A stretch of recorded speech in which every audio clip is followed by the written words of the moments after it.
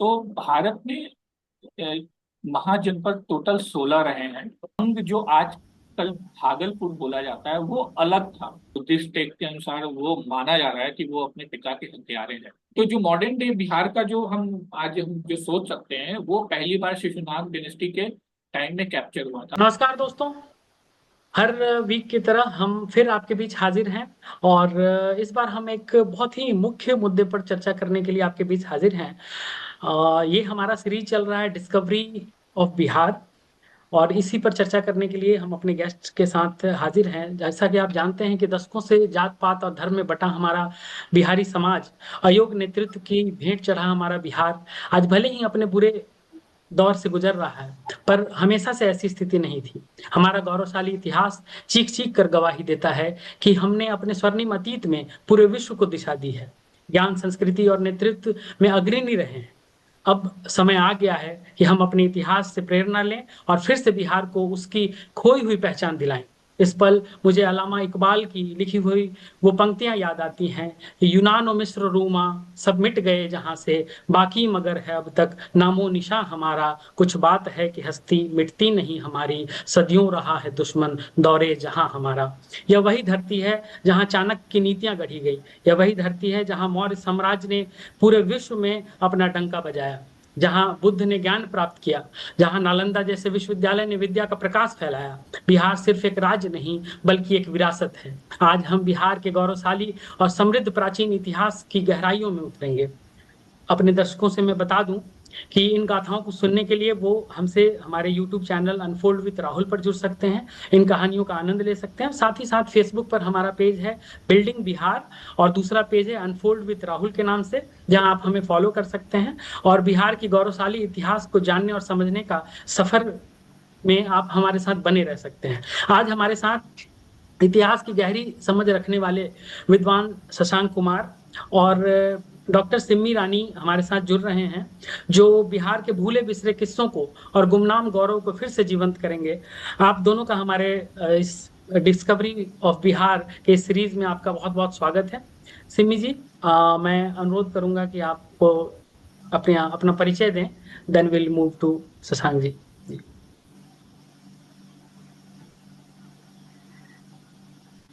नमस्कार मेरे प्यारे दर्शकों। और first of all thank you Rahul for giving me this opportunity कि ये प्लेटफॉर्म मुझे मिला। बिहार के इतिहास को जानने की काफ़ी ज़रूरत है अभी हमारे नई पीढ़ी को, बेसिकली जो अभी हमारे न्यू जनरेशन है, क्योंकि हमारी जो परंपरा और संस्कृति है वो धूमिल होती जा रही है। तो बिहार के इतिहास को आपके थ्रू अनफोल्ड विथ राहुल के थ्रू हम दर्शकों के बीच लाना चाहेंगे। और मेरा नाम सिम्मी रानी हुआ, डॉक्टर सिम्मी रानी। मैं इतिहास की शिक्षिका हूँ। Thanks for joining, Simi ji. Now I would like to invite Shashank ji. या शशांक। नमस्ते, नमस्ते एवरीवन। मैं शशांक। और मैं बिहार से हूँ। First of all thank you Rahul ji for this opportunity.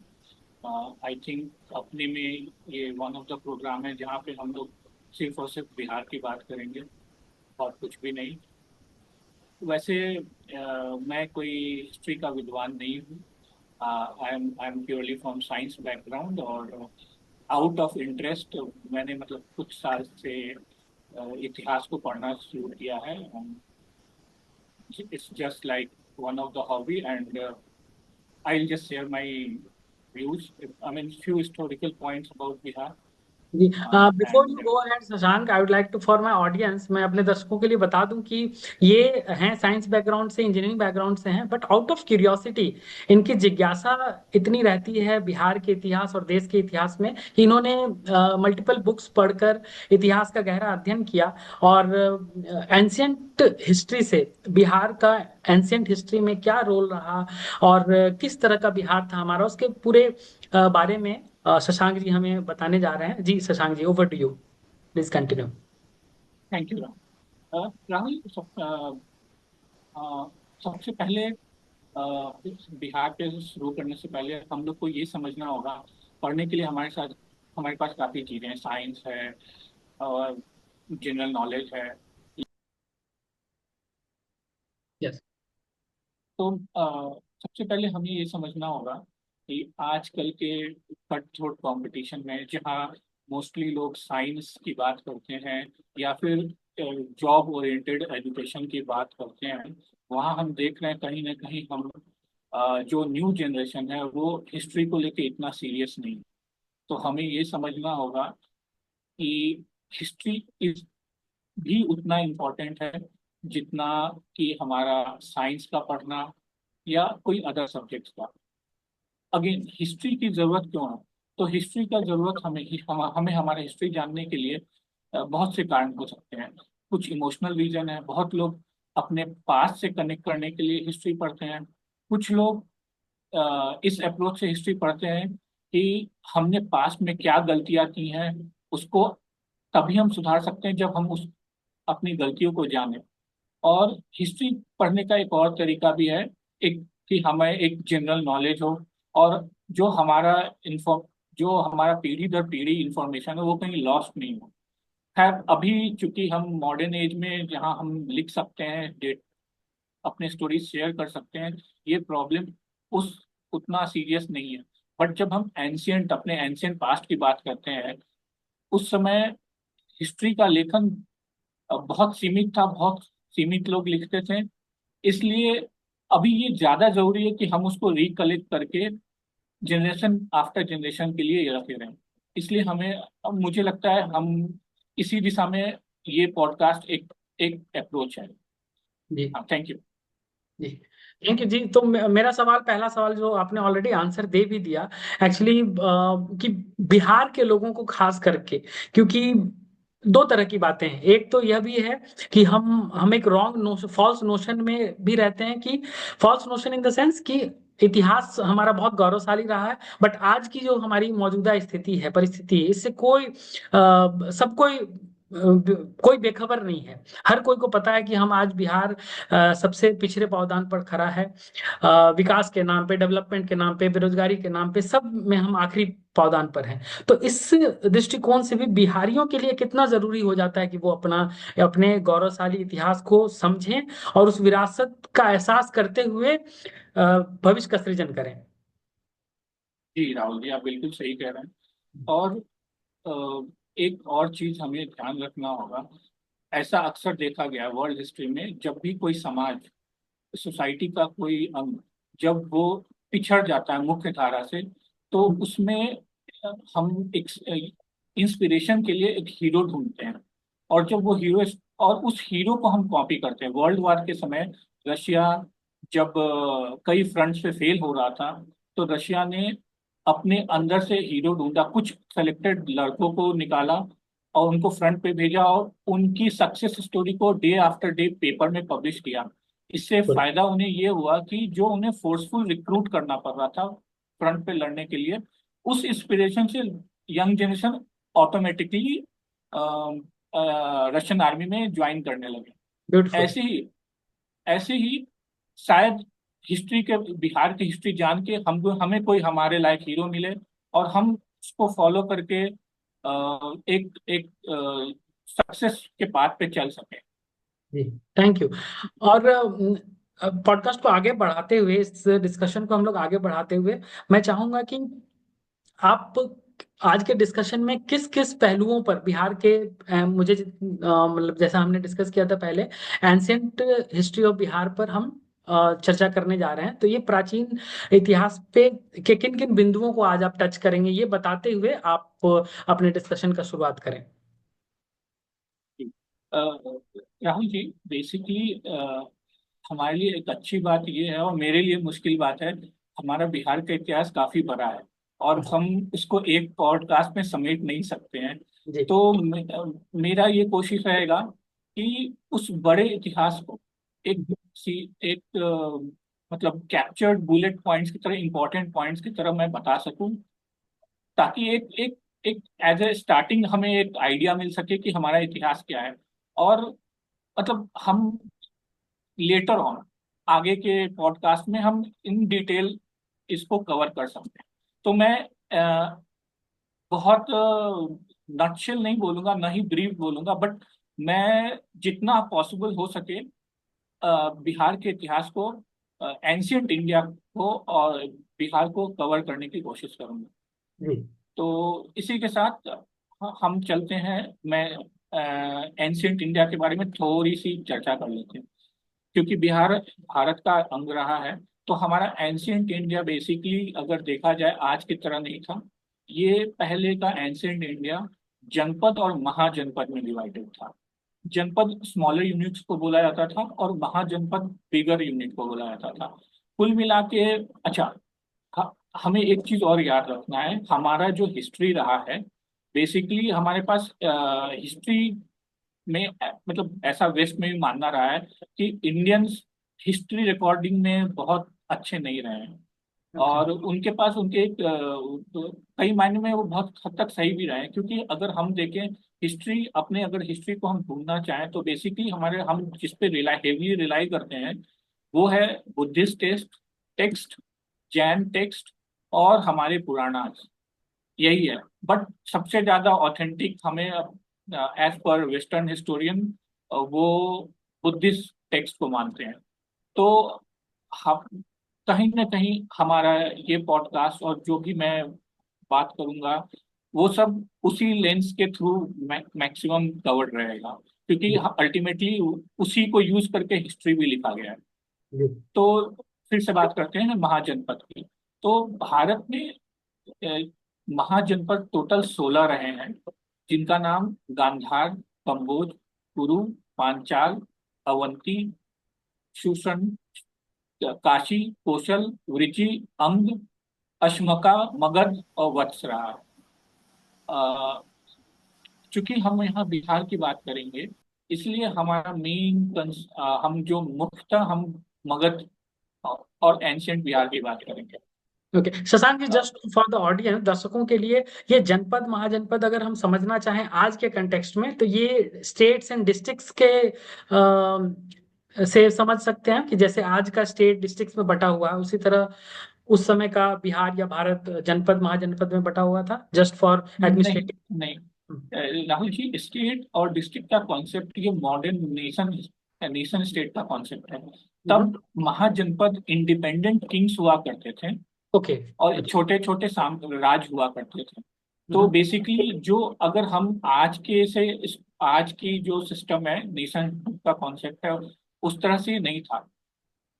क्या आपका सही आंसर दे पाया? आप कुछ और भी पूछना चाहते नहीं नहीं जी, यही यही था बेसिकली। मैं समझना चाह रहा था कि उस समय मतलब आज के कॉन्टेक्स्ट में, ताकि लोग रिलेट कर पाए इन टर्मिनोलॉजीज को। जी। हैं? जी। तो बेसिकली अगेन कि महाजनपद बेसिकली इंडिपेंडेंट एक बड़े मतलब राज तो नहीं बोलेंगे, एक इंडिपेंडेंट किंगशिप रहा है। ओके। और ये इंडिया के मतलब उस वक्त के मेजर नॉर्दर्न इंडिया को कवर करता था। इसमें बहुत सारे छोटे छोटे मतलब किंग नहीं बोलेंगे, उससे छोटे लेवल में बड़े बड़े जागीरदारी काइंड ऑफ लेवल को हम जनपद बोलेंगे। हम बेसिकली महाजनपद को यहाँ कवर करेंगे, क्योंकि मगध एक बहुत इंपॉर्टेंट महाजनपद रहा है। और इस यहाँ पे मगध में बहुत सारी ऐसी चीजें हुई हैं जिसका इम्पैक्ट भारत की बाउंड्रीज पे पड़ा है। हम्म। ओके। तो सबसे पहले अगर मगध की हम बात करें तो जो पुरानी टेक्स्ट है हमारा, उसमें जो जरासंध हुए हैं महाभारत काल में, जरासंध जो हुए हैं, उनके पिता का नाम था बृहद्रथ। उन्होंने बृहद्रथ डायनेस्टी मगध में बसाया था। ठीक है। बट ये पुरानिक सोर्स है। इसके बारे में इसके बारे में हम इसलिए ज्यादा नहीं चर्चा करेंगे क्योंकि फिर महाभारत का पार्ट आ जाएगा।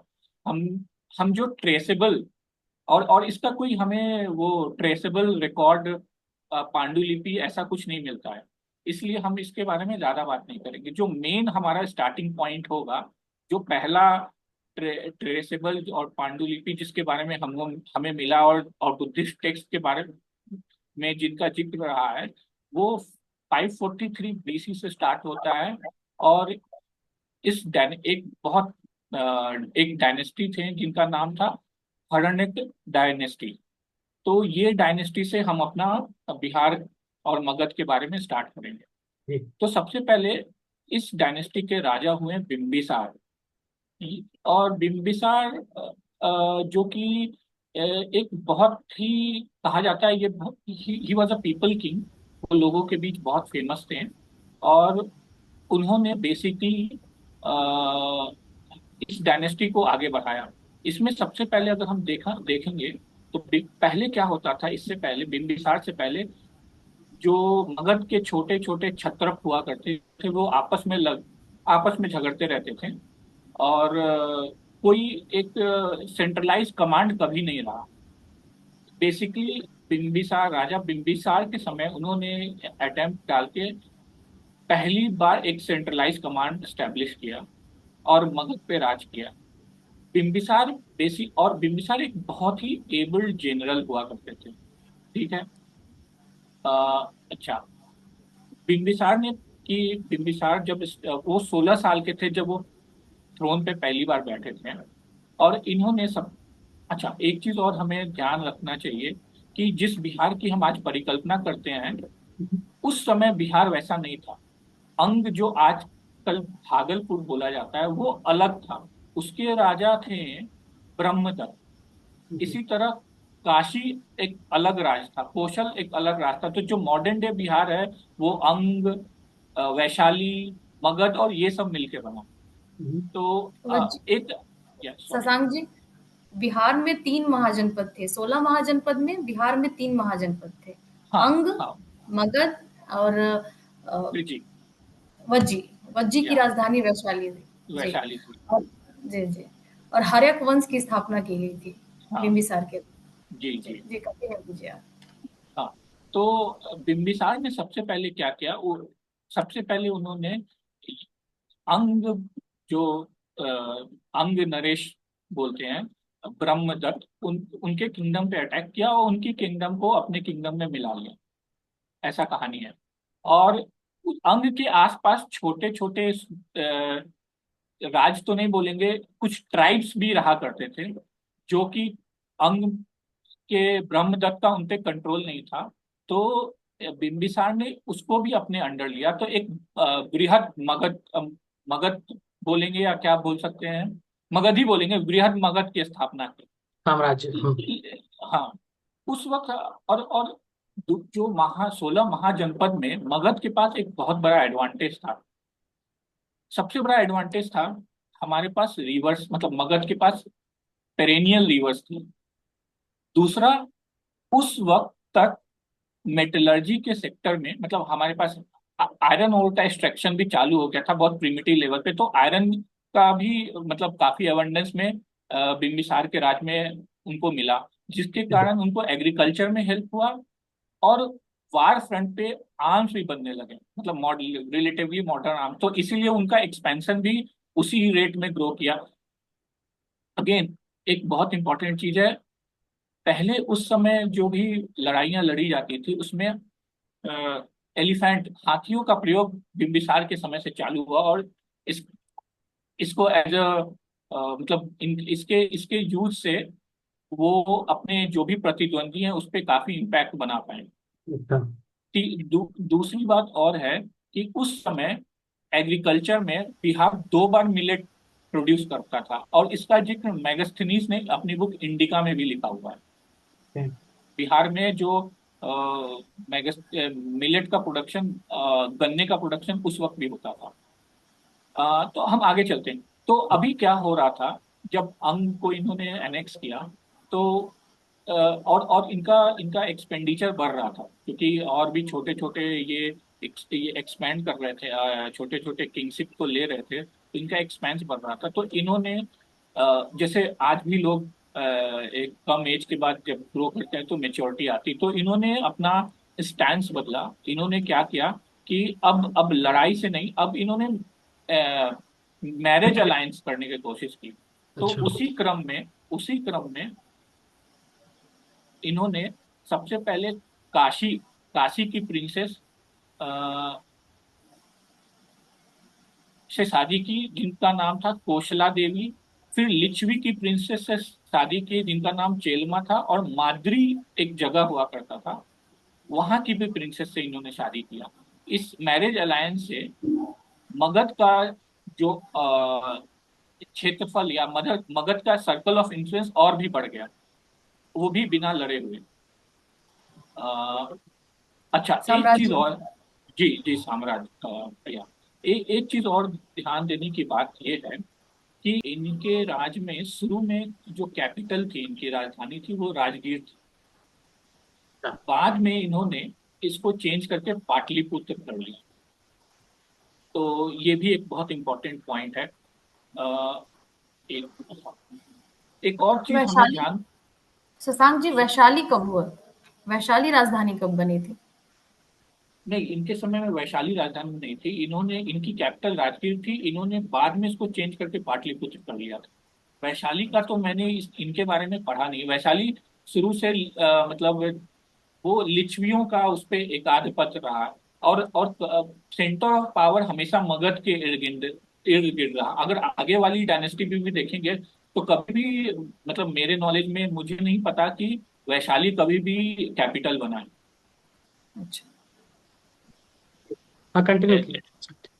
हाँ, एक चीज और ध्यान देना होगा। इवन दो मगध का जो क्षेत्रफल था, जो हम चूंकि अलायंसेस के बाद ये बड़ा हो गया था, तो इसको कंट्रोल करने के लिए मतलब अ, एक एक क्या हर हर क्षेत्र का एक इंडिपेंडेंट हेड क्रिएट किया जाता था।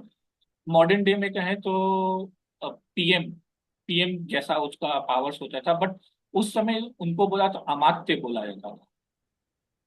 तो इन्होंने क्या किया कि अपने हर जो मगध के अंदर छोटे छोटे पार्ट्स को डिवाइड किया, उसके लिए अमात्य घोषित किया, मतलब उस एक बड़ा पोस्ट हुआ करता था। और उसके थ्रू ये इन्होंने अपना रूल एस्टेब्लिश किया। एक और चीज ध्यान देना होगा कि बिंबिसार के समय पहली बार, मतलब आपस में पहले बहुत लड़ाई चलती थी, पहली बार लोगों ने एक सेंट्रलाइज सिस्टम के कॉन्सेप्ट को समझा। और कॉन्सेप्ट में अ, होता क्या था उस समय। एक, जैसे आज हम करेंसी एक्सचेंज करके कुछ सामान लेते हैं, उस समय भी बहुत हद तक बार्टर सिस्टम चलता था, जब सामान के बदले लोग सामान लेते थे। तो बिंबिसार के समय इस प्रोसेस को ईज करने के लिए इस पे अगेन इस पे बहुत डिबेट कि जो कॉइन्स का यूजेस है वो कितना एक्सपैंड हुआ। बट जो हमारे पास रिकॉर्ड है उसमें ये हुआ कि बार्टर सिस्टम में रिडक्शन इस फेज में आया था, जो सामान के बदले सामान देने का जो कॉन्सेप्ट होता था। मतलब कैसे, अगर आप 5 किलो अगर किसी को गेहूं देंगे जी जी तो जी। 1 किलो कुछ दूसरी अनाज ले ले, इस तरह का मछली। सिस्टम इसमें इसमें पहली बार बहुत बहुत कमी आई थी। और जिससे क्या हुआ था, समाज में लिक्विडिटी बढ़ा था। हाँ, तो ये हाँ, एक और चीज है। इन्हीं के टाइम में बुद्धिज्म फैल भी रहा था। तो ये जो है इनका जो महात्मा बुद्ध महात्मा बुद्ध से इनका इनका संपर्क हुआ। और ये महात्मा बुद्ध से बहुत इम्प्रेस्ड हुए थे। अ, और महात्मा बुद्ध को अपने कई बार उन्होंने उनसे पर्सनली भी मिले थे।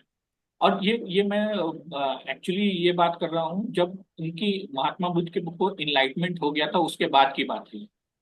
ये उनके कंटेम्पररी रहे। ठीक है। तो और अगेन इस ये पीरियड ऑफ ग्रोथ था। पहले के हिसाब से देखें तो ये मगध पाटलिपुत्र के लिए ये पीरियड ऑफ ग्रोथ रहा। और बहुत, और ये बुद्ध बुद्ध की जो शिक्षा थी वो भी फैल रही थी। हाँ, एक चीज और ध्यान देना है, एक चीज जो इम्पोर्टेंट है ये है कि इन इन बिंबिसार जो राजा थे, अब उनके लिए इम्पोर्टेंट ये था कि एक राज उनके पास स्टैब्लिश हो गया था, और अगल बगल के जो मेन राज थे वहां मैं उन्होंने शादी करके जो संबंध स्थापित किया था, इससे उनके सीमाओं को उस हद तक जो एग्रेशन था उसका डर नहीं था। तो अब इनको अपने किंग को क्या होता है, अपने लिए एक सक्सेसर ढूंढना होता है। तो इनको सक्सेसर ढूंढना बेसिकली कहता है, उनको ये बेसिकली आइडेंटिफाई एस्टेब्लिश करना होता है। तो इनका एक बेटा भी हुआ, इनका नाम था अजात शत्रु। अजातशत्रु भी बहुत मतलब एबल्ड जनरल थे। जनरल नहीं बोलेंगे, बहुत एबल्ड थे, सेन माइंडेड, ग्राउंडेड थे। बट इनके साथ सबसे बड़ा प्रॉब्लम था, ये बहुत ही महत्वाकांक्षी थे। और एक, और उसी टाइम एक एक एक पॉलिटिकल सिचुएशन वहां क्रिएट हो रहा था। पॉलिटिकल सिचुएशन ये था कि बुद्ध के भाई भी थे। महात्मा बुद्ध के भाई थे देवदत्त। और इनके ये बिंबिसार के पुत्र अजातशत्रु। तो महात्मा बुद्ध से इनके इनके क्लोजनेस के कारण अजातशत्रु को बहुत इनसिक्योर फील होता था। और देवदत्त जो थे, महात्मा बुद्ध के भाई थे, जो कि जिन्होंने जो बुद्धिस्ट ही बन गए थे बुद्ध, वो अब मतलब इवन दो वो बुद्धिस्ट बन चुके थे, महात्मा बुद्ध से उनका बहुत बोले मैत्रीपूर्ण संबंध नहीं रहा। ठीक है। और कई बार उन्होंने बुद्ध को लेट डाउन करने का कोशिश किया। बुद्ध उनसे इतना परेशान हो चुके थे एक पॉइंट ऑफ टाइम में कि उन्होंने ये कहलवा रखा था कि अगर ये कुछ भी बोले तो ये नहीं समझना है कि वो धर्म धर्म को धम्म बोला जाता था, धम्म की ओर से या बुद्ध की तरफ से बोला गया। तो उन्होंने मतलब सोचिए आपकी वो किस हद तक मॉडर्न डे टर्म में पिस्ड ऑफ थे उनसे। तो और जो देवदत्त थे उन्होंने देखा कि राजा से महात्मा बुद्ध का निकट संबंध बढ़ रहा है। उनको उनको राज्य में काफी लैंड मिल रहा है, उनको ग्रो करने का मौका मिल रहा है। तो ये क्या सोचे कि अब अजात शत्रु से ये अपनी नजदीकी बढ़ाने लगे। देवदत्त बुद्ध के देवदत्त भाई। बुद्ध के भाई इनसे नजदीकी बढ़ाने लगे। बिंबिसार के पुत्र अजातशत्रु से जी। उसे तहसील उस वक्त देखिए, किंग से बुद्ध कनेक्टेड है, उनके रिलेशन बहुत कॉर्डियल है। और जो टू बी सक्सेसर है आजाद थ्रू, उनसे देवदत्त कनेक्ट हो गया और देवदत्त उनको एज ए डिसिपल बना लिया।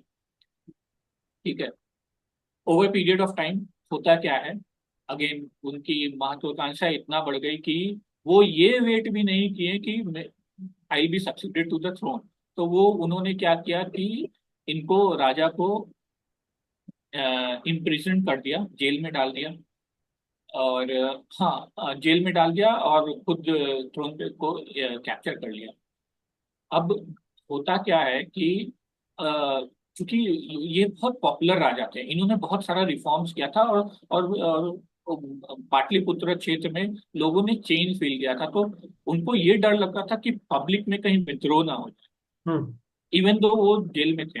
अच्छा, और एक और ये चीज था, बुद्ध धर्म के अनुसार पिता को क्षति पहुंचाना या उनकी हत्या करना, ऐसा इसको अच्छा नहीं माना जाता था। इसको उसका एक टर्म है, मुझे नहीं आ रहा है। वो पितृहंता। हाँ, पितृहंता। Thank you. तो उसको बहुत अच्छा नहीं माना जाता था। तो इवन दो देवदत्त से बहुत इन्फ्लुएंस थे ये अजात शत्रु, फिर भी ये मतलब वो मतलब एक एक होता है ना, वन शॉट में उनको खत्म नहीं करना चाह रहे थे। और देवदत्त भी उनको समझाया कि ये बुद्ध के धर्म के अनुसार सही नहीं है।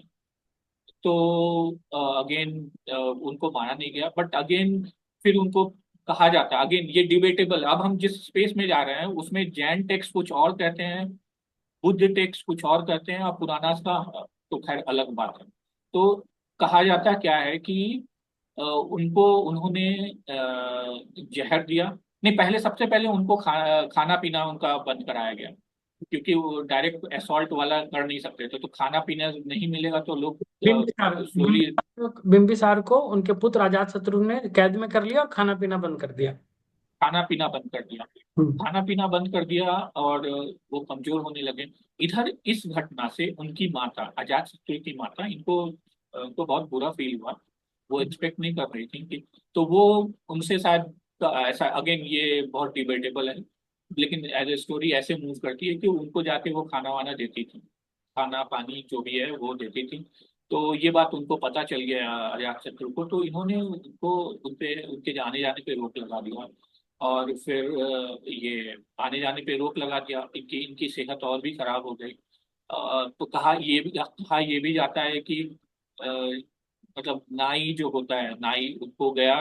तो उन्होंने मतलब जो उनका उस दौरान जो शेविंग या जो भी कह सकते हैं। उस दौरान उसने उनको ऐसा घाव कर दिया जिससे वो उनकी slow death instead of instant death. Hmm. तो अगेन इससे और उनकी सफरिंग बढ़ गई। हालांकि और फिर बुद्ध टेस्ट के अनुसार ये कहा था बाद में उनको मार दिया जाता है। फिर मतलब वो उतना वेट नहीं किए, जाके मार ही दिया। लेकिन जैन टेक्स्ट के अनुसार ये कहते हैं कि ऐसा नहीं हुआ था, उन्होंने इम्प्रिजन किया था, मारा नहीं था। बल्कि इनके on contrary to Buddhist text ये है कि हाँ, बिम्बिसार अपने बेटे से बहुत प्यार करते थे, बहुत ज्यादा प्यार करते थे। और बुद्ध उनको कई बार मतलब ये भी बोले कि इतना प्यार अच्छा भी नहीं होता है बेटे के लिए। और मतलब बहुत सारे स्टोरी भी सुनाए।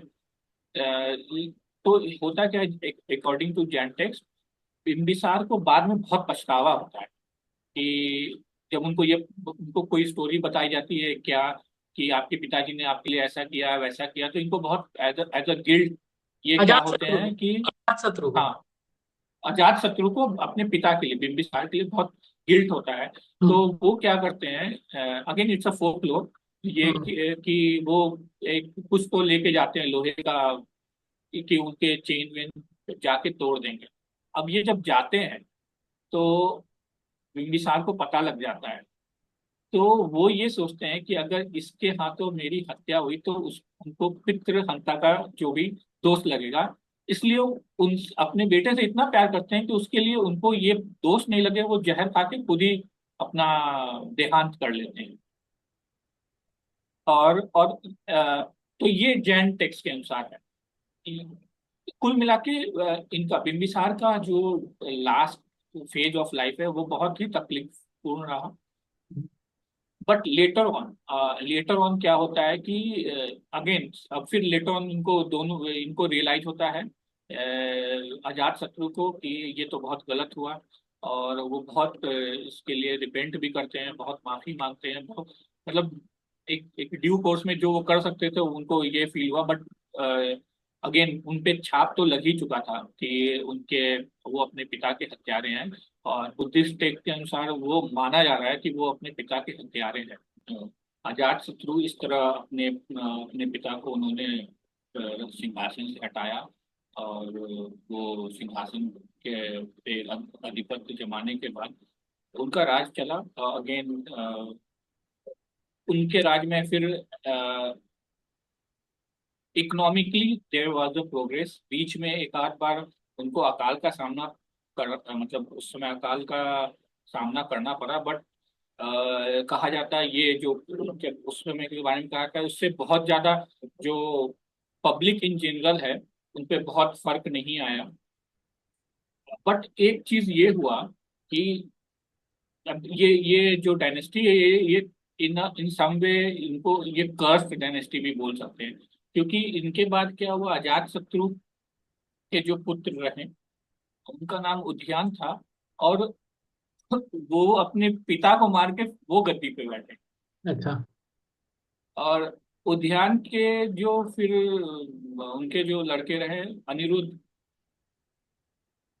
उसके बाद अनिरुद्ध के लड़के मुंडा रहे। ये लोग सब ऐसे ही चला, अपने पिता पुत्र ने अपने पिता को मारा और गद्दी पे बैठे। और ये चलने के कारण क्या हुआ, जो जो एक ट्रैंक्विलिटी जो पीस का माहौल था, क्योंकि कांस्टेंट टसल चल रहा था। मतलब तो पीस जो राजा को जो अनडिवाइडेड अटेंशन जो पब्लिक अफेयर्स में रखना चाहिए था वो जाता रहा। इसके कारण क्या हुआ कि व्यसन में इन लोग का खर्च बढ़ गया। इनका पब्लिक के बीच ऑलरेडी अनरेस्ट क्रिएट हो रहा था कि अब in India as a society इसको बहुत अच्छा कभी भी नहीं माना गया। एक मोरली भी देखे तो, और इंडिया में उसमें डिफरेंट जो फेथ सिस्टम थे उसमें भी ऐसे राजा को एक्सेप्ट करने में प्रॉब्लम था। तो ये तो एक मोरल कॉम्पस पे देखे तो ये तो प्रॉब्लम था। बट इनका पब्लिक अफेयर से ध्यान हट चुका था, तो इनका डिक्लाइन ही चालू हुआ। इनके डिक्लाइन, और इनके जो लास्ट जो राजा बने उनको नाग दशक नाम था। उस समय स्थिति इतनी खराब हो गई थी, इतना खराब हो गया था कि पब्लिक ने ही शायद उनको डिथ्रोन कर दिया। और उनको डिथ्रोन करने के बाद कुल मिला के हर्णक्य डायनेस्टी जो है, साम्राज्य, इनका इनका अंत इसी के साथ हुआ, जो लास्ट इनके राजा रहे नाग दशक। और इनको पब्लिक ने बेसिकली डिथ्रोन किया। अगेन, पब्लिक अकेले नहीं की, उस वक्त के कोई अमात्य थे, मैं नाम भूल रहा हूँ, उनके इंटरवेंशन से ही, सॉरी, शिशुनाग से। हाँ यस यस। तो उनके ही इंटरवेंशन से ही इनकी इनकी फाइनली ये डायनेस्टी कोलैप्स हुई। हम्म। हाँ, अभी अभी आप कुछ पूछें, आप मतलब ये, या तो हम सिमी जी डायरेक्टली। आप कुछ ऐड करना चाहेंगे? हाँ, हेलो, सिमी जी आप कुछ ऐड करना चाहेंगे इसमें? नहीं, नहीं, बहुत अच्छा बता रहे, जानकारी दे रहे हैं शशांक जी। ओके।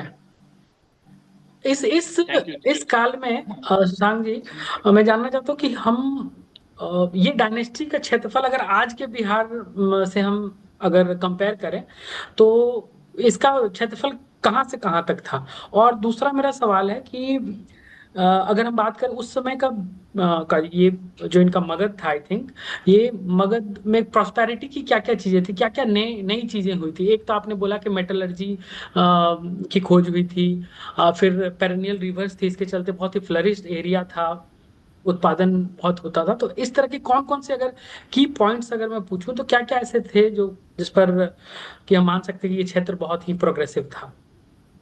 देखिए, पहले हम जिस समय आज से 2500-600 साल पुराना बात करते हैं, हम्म। तो प्रॉस्पेरिटी का इंडेक्स भी उसी लेवल पे हम देखेंगे। हम्म। तो सबसे पहला चीज की, अ, जो टेक्स्ट में लिखा हुआ है कि हमारे लिए आज ये बहुत कॉमन है, बट क्रॉप रोटेशन जो है, क्रॉप रोटेशन टेक्निक, उस समय शायद वो पीक पे थे। और डैम का कॉन्सेप्ट भी आ चुका था। ये बेसिकली रिफॉर्मेटिव फेज है, मतलब इसमें ग्रोथ हुआ, बट हम जो पीक देखेंगे वो अभी भी पीक का पीरियड नहीं है। मतलब जो बिहार का जो ग्लोरीफाइड पीरियड है, ये उसको उस तरह से हम नहीं दे सकते। ये अभी भी रिफॉर्मेटिव पीरियड है। हम छोटे छोटे समूह में बटे हुए थे, ट्राइब में बटे हुए थे, और सबका अपना अपना एक अपना क्षेत्र में अपने आप को सब कोई राजा ही समझता था। तो ये बेसिकली रिफॉर्मेटिव पीरियड है। और अगेन, लाइक आई सेड कि इंडियंस, हमारा हिस्ट्री राइटिंग बहुत अच्छा नहीं रहा है। हमारे पास जो भी है, बस यही तीन, जैन टेक्स्ट, बुद्धिस्ट टेक्स्ट और कुरान के लिए फॉर्म में रहा है। पुरानिक टेक्स्ट में तो मतलब बहुत सारी चीजें हैं जो कि शायद आज मॉडर्न डे में एक्सेप्ट भी नहीं किया जाएगा। और अगेन, जैन टेक्स्ट का भी बहुत जगह उनका डिफरेंस रहा है, मतलब वो बुद्धिस्ट टेक्स्ट से बहुत डिफरेंट है। तो ये हम बेसिकली जो पांडुलिपि मिले हैं उसके बेसिस पे कुछ हिस्टोरियन अपना एक्सट्रापोलेट करके वो सब कलेक्टेड वर्क है। और ये मैं आपको ये एक बार में बता रहा हूँ, बट बिलीव मी, ये काम इतना मुश्किल है, ये 19th सेंचुरी में ब्रिटिश हिस्टोरियन ने किया है ये सब। वो कुछ लोग मतलब यहाँ आपको श्रीलंका गए, वहां से कुछ लाए, एमपी में कुछ से लाए, कुछ चाइनीज ट्रैवलर थे फाहियान, उनसे मिला, ऐसे करके ये सब बना है। तो ये बिट्स एंड पीसेस का है, ये एकदम से कोई एक चेन ऑफ कंटिन्यूटी के साथ तो जहां तक मेरा नॉलेज है वैसा कभी नहीं रहा। आगे इन पे सिमी जी बताएंगे क्या मैं सही हूँ या नहीं। इस डायनेस्टी का, सिमी जी आप कुछ ऐड करना चाहेंगे? इस डायनेस्टी में क्या बहुत यूनिक था, या फिर कुछ जो कि अन्य राज्य मतलब आने वाली पीढ़ियां फिर उससे सीखी, जैसे एडमिनिस्ट्रेटिव पॉलिसीज या फिर एग्रीकल्चर में प्रोग्रेसिवनेस, या कुछ नई चीजों की खोज, ऐसा कुछ था इनके काल में? जहाँ तक मेरी जानकारी है, सभी पे चर्चा कर दिया है शशांक जी ने, ऐसा अलग से कुछ नहीं था। या शशांक जी फिर कंटिन्यू करें आप जी। तो अभी जो नाग दशक थे उनकी डेथ हुई। और इसके बाद जो नेक्स्ट डायनेस्टी आती है वो, जैसा दीदी ने बताया, शिशुनाग डायनेस्टी है।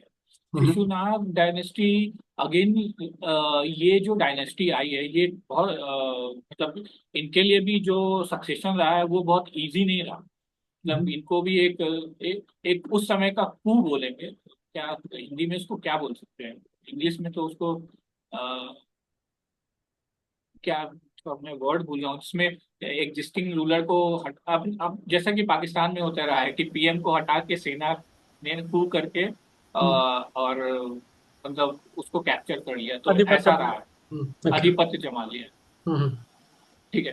तो इसके बाद जो बेसिकली शिशु, हाँ ये, अच्छा, एक्चुअली शिशुनाग डायनेस्टी का नाम ही पड़ा है, राजा शिशुनाग हुआ करते, किंग शिशुनाग जो थे, उन्हीं के नाम पे ये डायनेस्टी का नाम पड़ा है। और और ये उस समय अगेन ये अमात्य थे, मगध के ये अमात्य थे। आप समझे, जब नाग दशक को जो पब्लिक ने हटाया, उनके अनरेस्ट में बहुत लोग, मतलब ऐसा कहा जाता है कि इनका हाथ रहा है। ठीक है। तो और ये मतलब सीनियर पोजीशन पे थे, तो शायद ये पब्लिक में अनरेस्ट क्रिएट करने में ये इनका हाथ रहा। इनका भी बहुत बड़ा हाथ रहा। तो कि ये इनसे स्टार्ट होता है हमारा शिशुनाग डेनेस्टी। अच्छा, शिशुनाग डेनेस्टी, अब आपको याद रहा होगा बिंबिसार के समय उन्होंने शादी किया था लिच्छवी की प्रिंसेस से। डिफरेंसेस से ठीक हम। है। तो मगध, और पहली बार मगध और लिच्छवी ये क्लोज आए थे। तो और क्लोज में और आए थे, लोगों का संपर्क बढ़ा, डे टू पीपल रिलेशन भी बढ़ा था। पहले तो ऐसे होता था कि दो इंडिपेंडेंट किंगशिप आपस में, मतलब अगर पीपल टू पीपल रिलेशन को भी बहुत अच्छा नहीं माना जाता था, बट क्योंकि ये इन्होंने मैरिज अलायंस किया था, तो ये चेंज हुआ था। इसी ये कारण क्या, और हमें ध्यान देने की बात है कि ये जो शिशुनाग जो किंग थे, ये बेसिकली लिच्छवी के रॉयल फैमिली से थे कनेक्टेड। अच्छा। हाँ, ये लिच्छवी के रॉयल फैमिली से कनेक्टेड थे, और मगध के ये अमात्य थे। ठीक है। तो अमात अगेन ये अमात को समझाएं कि अमात किसे कहते हैं हमारे दर्शकों के लिए, मतलब अमात इज।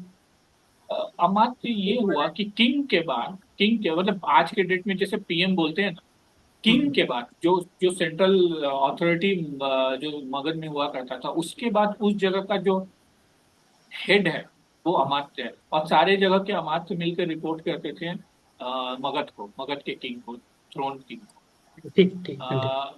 ये मेरी अंडरस्टैंडिंग, अगर इस पे दीदी अगर कुछ ऐड करना है। सेना सेना का मतलब प्रधान भी होता था वो। तो मतलब ये एक सीनियर पोजीशन था, मतलब ये काफी सीनियर पोजीशन था। ओके। तो हाँ, अब अगेन हम शिशुनाग डिनेस्टी की बात कर रहे हैं, तो इसमें एक इम्पॉर्टेंट पॉइंट ये है कि एक बहुत लंबे टसल के बाद किंग शिशुनाग ने स्टैब्लिश किया। और अगेन फिर से जो डी ट्रैक हुए थे, मतलब जो मगध डी ट्रैक हुआ था, ये इनसाइड वार्स, ब्लड शेड, इसके बाद एक अगेन पीरियड ऑफ काम स्टैब्लिश होता है, और फिर से बिहार में वो ग्रोथ का एक साइकिल कंटिन्यू होता है। इस इस पीरियड में, बेसिकली इसी पीरियड शिशुनाग डिनेस्टी के टाइम में ही जो मॉडर्न डे बिहार है, आज का बिहार है, उसका मैक्सिमम पार्ट मगध के कैप्चर में आ चुका है। तो जो मॉडर्न डे बिहार का जो हम जो सोच सकते हैं, वो पहली बार शिशुनाग डिनेस्टी के टाइम में कैप्चर हुआ था। और एक और चीज है, इनके टाइम में अवंती भी, अगर आपको याद होगा, हमने महाजनपद और जनपद के समय डिस्कस किया था कि अवंती भी एक जगह था, वो भी इन्हीं के टाइम में क्या इन्होंने अपनी बेसिकली अवंती को एनेक्स कर लिया। अच्छा। ठीक है। अगेन इनके इनके सिस्टम, इनके यहाँ थोड़ा रेवेन्यू सिस्टम में चेंज हुआ, उसके बारे में हम डिटेल बाद में करेंगे, क्योंकि वो अपने आप में एक बड़ा टॉपिक है। हम थोड़ा सा फास्ट करने के लिए थोड़ा मैं क्विक क्विक जो इम्पोर्टेंट पॉइंट है वो कैप्चर जी वो जी। आपको बताता हूँ। हम्म। तो शिशुनाग की अगेन अगेन एक लंबे डिक्लाइन के बाद, बिकॉज इंटरनल वार्स हुए थे, उसके बाद शिशुनाग डिनेस्टी में प्रॉस्पेरिटी अपने ट्रैक पे थी, मतलब प्रॉस्पेरिटी हुआ। इसमें एक्चुअली इनफैक्ट बहुत ग्रोथ भी ऑब्जर्व किया गया था। एक्सपेंशन हुआ, एक्सपेंशन होके हम मॉडर्न डे बिहार जितने बड़े हो, मगध का क्षेत्रफल हो गया था। इनके इनके अगेन शिशुनाग के जो सन थे, मतलब उनके पुत्र थे, उनका नाम था काल अशोक। और एक एक चीज और ध्यान देना है, अगर हमने पीछे जो छोड़ दिया, आपको याद होगा कि बुद्धिस्ट सेक्ट में इस समय, चूंकि बुद्धा के बाद इस समय आते आते तक बुद्धिज्म में भी सेक्ट बन गए थे। अच्छा। और सेक्ट बनने के बाद उनके अंदर भी प्रॉब्लम चालू हो गया। ठीक है। तो पहली बार जो मतलब, हाँ, ये सबसे इम्पोर्टेंट बात यह है कि लोग कहते हैं कि अ, अहिंसा परमो धर्म, गांधी जी से एसोसिएट करते हैं कि उन्होंने ये मूल मंत्र दिया था। बेसिकली ये बेसिकली अहिंसा का अ, जो मेन कॉन्सेप्ट है उन्होंने बुद्धिज्म से उठाया है। और और आगे चल के अशोक ने बेसिकली इसको, किंग अशोक ने इसको बेसिकली अपने लाइफ में, लेटर फेज ऑफ लाइफ में इसको बहुत मतलब इन वायलेंस को सबसे ज्यादा उन्होंने ही इसका प्रचार और प्रसार किया। मतलब आयरनी देखिए कि जिस जिस अहिंसा की बात बुद्धिज्म से स्टार्ट हुई थी, इनके शिशुनाग डायनेस्टी में आते आते तक उनके बीच में आपस में टेंशन हो गया। अच्छा। ठीक है। और टेंशन हो गया, अगेन केओस बढ़ने लगा। केओस बढ़ने के बाद क्या हुआ बेसिकली, एक मतलब अभी तक क्या हो रहा था, पहले सन अपने बच्चे को, मतलब जो पुत्र है अपने पिता को मार के गद्दी पे बैठ रहा है। बुद्धिज्म के कारण थोड़ा पैसिफाई होने के कारण अभी क्या हुआ था कि काल अशोक, शिशुनाथ के जो पुत्र थे काल अशोक, उनके भी 10-11 बच्चे थे, एग्जैक्ट मुझे नहीं याद है। तो उन्होंने क्या किया कि अ, देखा कि जो बुद्धिज्म उस वक्त क्या होता था कि राजा लोग भी जो थे ना, वो बुद्धिज्म काउंसिल से बहुत सारे चीज में उनसे कोई डाउट हो तो उनसे सलाह लेते थे। लेकिन इस बार क्या हुआ कि जो सलाह दे सकते थे उनके बीच में आपस में मतभेद मतभेद बहुत सीरियस हो गया था सेक्ट के बीच में। तो इस बार उन्होंने क्या किया कि फर्दर ब्लडशेड नहीं, मगध को अपने सारे बच्चों में डिवाइड कर दिया। मगध जो किंगडम थी, मतलब इस बार कोई उस तरह से नहीं हुआ, अपने 10 या 11 बच्चों में उनमें आपस में वो किंगडम को पार्ट में वो डिवाइड हो गया। कोई सीरियस ब्लडशेड नहीं हुआ। अच्छा। तो ये एक एक मतलब हमें चेंज नजर आता है। अगेन प्रॉब्लम क्या हुआ कि चूंकि अब मगध जो है वो, उसमें पावर सेंटर बहुत जगह हो गया था। पहले जो हम कलेक्टिव एक सेंट्रल पावर था, उससे उससे सब कुछ रेगुलेट हो रहा था, अभी बहुत जगह पास पावर सेंटर हो गया। तो इसके कारण हम देखते हैं क्या कि जो फ्रंटियर्स ऑफ मगध है, बाउंड्रीज, जो फ्रंटियर्स ऑफ मगध है वो पोरस हो गए। मतलब there were not enough power and money कि बॉर्डर को सिक्योर किया जाए। अच्छा। अगेन एक के बाद एक जो जो ये डिवाइडेड था, ये इनके बीच जो मगध बेसिकली के 10 लड़कों के बीच में डिवाइडेड हुआ था, वो एक के बाद फॉल कर रहे थे, उनमें प्रॉब्लम आने चालू हुई। और शायद शिशुनाथ, सॉरी, काल अशोक का यही डिसीजन उनके डिनेस्टी के डाउनफॉल का कारण है। ठीक है। और इस डिनेस्टी के जो लास्ट जो सक्सेसर किंग रहे, उनका नाम था महानंदिन। ठीक है। और महानंदिन भी कोर्ट कॉन्स्पिरेसी में मारे गए, राज्यसभा के कॉन्स्पिरेसी में उनकी भी हत्या हुई। और इसके साथ ही शिशुनाग डिनेस्टी का अंत होता है। मैं इसके अंदर डिटेल में इसलिए नहीं गया क्योंकि ये पीरियड को मतलब इतना डिटेल में इसके बारे में बहुत ज्यादा मैंने पढ़ा नहीं, और बहुत मैंने मतलब जो लिटरेचर देखा है, कुछ ऐसा स्टार्क डिफरेंस मेरे को नहीं मिला इसमें। बस ये जो मेजर पॉइंट ये था कि किंगडम डिवाइड होता है। मतलब कोई ऐसा नहीं है कि कोई एक बड़ा बेटा आके सबको मार दिया और एक बन गया। इसमें बेसिकली किंगडम डिवाइड हुआ और उससे वीकनेस आया था। और ठीक अगेन लास्ट इसके जो राजा थे महानंदिन, उनका अगेन कोर्ट कॉन्स्पिरेसी के थ्रू उनको, उनकी हत्या कर दी जाती है और शिशुनाग डायनेस्टी का अंत होता है। इसके बाद जो बेसिकली शिशुनाग डायनेस्टी के अंत के बाद हमारे पास जो नेक्स्ट डायनेस्टी है, वो है नंद डायनेस्टी। है। ठीक है। ये भी एक, और ये शिशुनाग डायनेस्टी से बहुत बड़ी डायनेस्टी थी। ठीक है। और इसके किंग जो थे वो राजा महापद्म नंदिन थे। ठीक है। और बेसिकली एक एक महापद्म नंदिन थे। ठीक है। तो इन्होंने बेसिक, अगर आपको ये होगा जो लास्ट, जो हम हमारे शिशुनाग डायनेस्टी के जो लास्ट लास्ट में जो किंग रहे हैं महानंदिन, उनके मारने में, मतलब उनके उनके टाइम अनरेस्ट करने में लोग कहते हैं इनका हाथ रहा है। महापद्म नंदिन, ठीक है। महापद्म नंदिन नंद डायनेस्टी के पहले राजा हुए, और इन्होंने जो पिछले शिशुनाग डायनेस्टी के लास्ट राजा थे उनके लड़कों को मरवा भी दिया। जो कोर्ट कॉन्स्पिरेसी में जो मारा गया, हाँ, यस, उसमें इनका यस, हाथ। यस। जी। हाँ, ठीक है। तो और ये अपने आप को स्टैब्लिश करते हैं। अच्छा, इस पीरियड में कुछ नए महाजनपद का भी एनेक्स हुए थे, पांचाल, कलिंग, अश्मका और कुरु, ठीक है। और ये सब नंद इसमें मतलब मगध के बेसिकली जो नए राजा बने, इन्होंने इन क्षेत्र को अपने मगध राज में मिलाया, ठीक है। और मतलब कहा जाता है कि नंद डिनेस्टी जो है वो डेक्कन डेक्कन प्लेट्यू तक पहुंच गई, मतलब जो ईस्टर्न पार्ट ऑफ इंडिया में जो महा मगध बना था वो डेक्कन प्लेट्यू तक टच कर चुका था। अच्छा, और एक और चीज जो हुआ, पहले जो सेंटर्स थे, पावर सेंटर्स थे, वो मगध थी, वैशाली थी, काशी थी, ये डेक्कन ये सब। क्षेत्र बोला आपने कि वहां तक फैल गया था। आज के समय में अगर हम स्टेट्स की बात करें तो वो कहाँ तक उनका साम्राज्य हुआ? पूरे पंजाब का क्षेत्र। अच्छा। नहीं, डाउन साउथ का मैं बात कर रहा हूँ, पंजाब का क्षेत्र यस उधर भी, क्योंकि पांचाल उधर ही था। हम्म। कलिंग आपको मॉडर्न डे उड़ीसा हो गया। उड़ीसा हो गया। पुरु अगेन, जैसा दीदी बताई, पंजाब का क्षेत्र उस हम्म। तरफ हो गया। हम्म। तो और डाउन साउथ डेक्कन प्लेट्यू कहिएगा, एमपी पार करके जो क्षेत्र बोलते हैं अरावलीज के आसपास, वहां तक पहुंचा था। ठीक है समझ गया, महाराष्ट्र, एमपी, ये सब। हाँ, ठीक है। 16 महाजनपद में सिर्फ एक ही महाजनपद ऐसा था जो साउथ में था। नहीं, ये पूरा पूरा पूरा महाजन, ये जो है पूरा पूरा साउथ नहीं गए थे, मतलब बाउंड्री डेक्कन, मतलब जो जो रिकॉर्डेड है कि जी, ये डेक्कन के बाउंड्री तक चले गए थे। जी। ठीक है।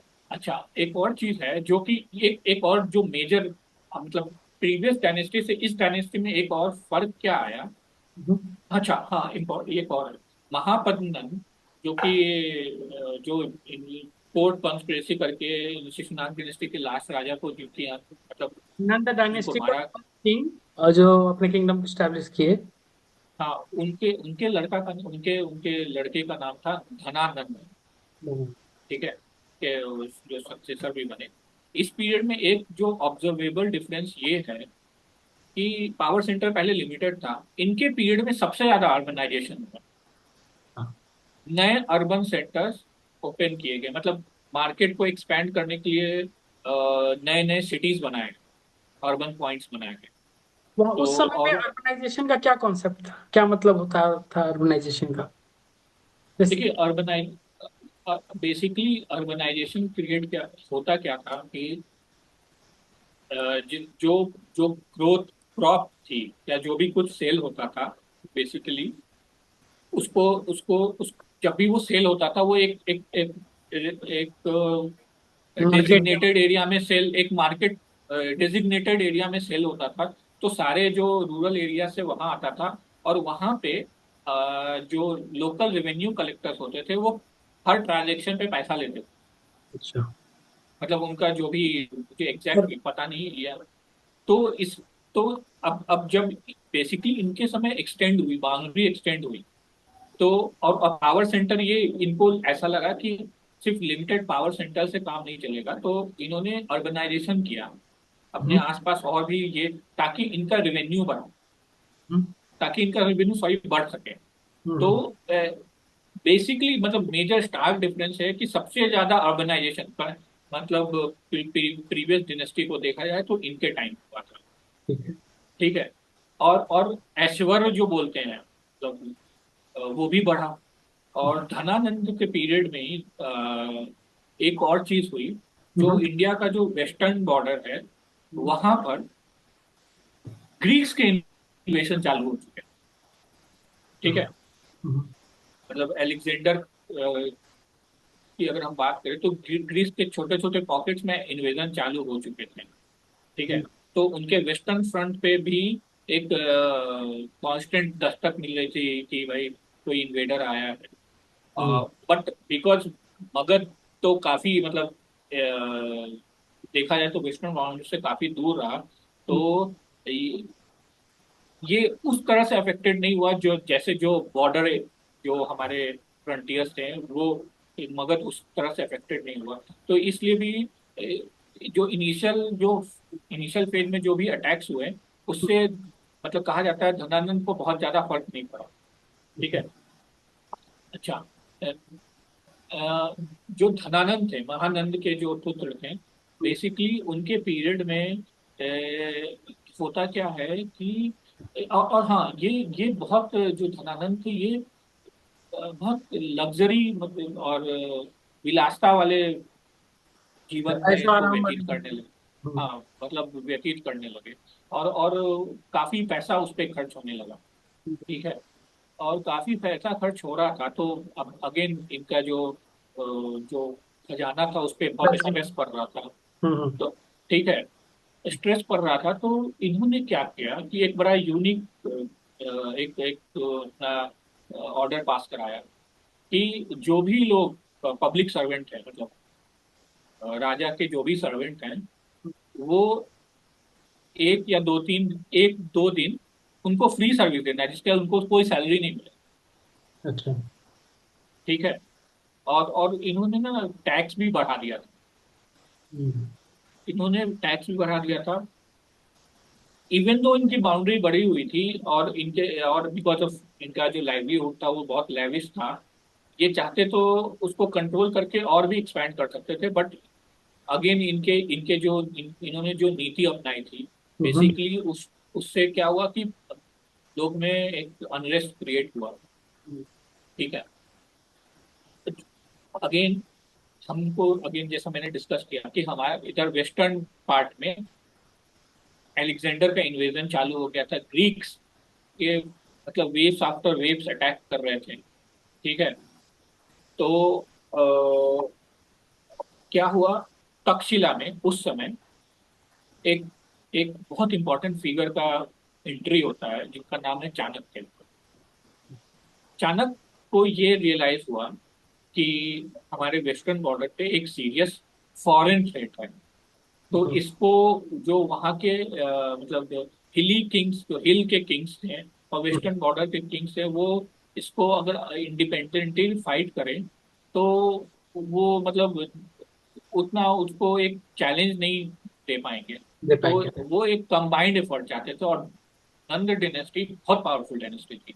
हम्म, प्रीवियस सारे डायनेस्टी से एक्सपेंशन भी हो गया तो बहुत पावरफुल थी।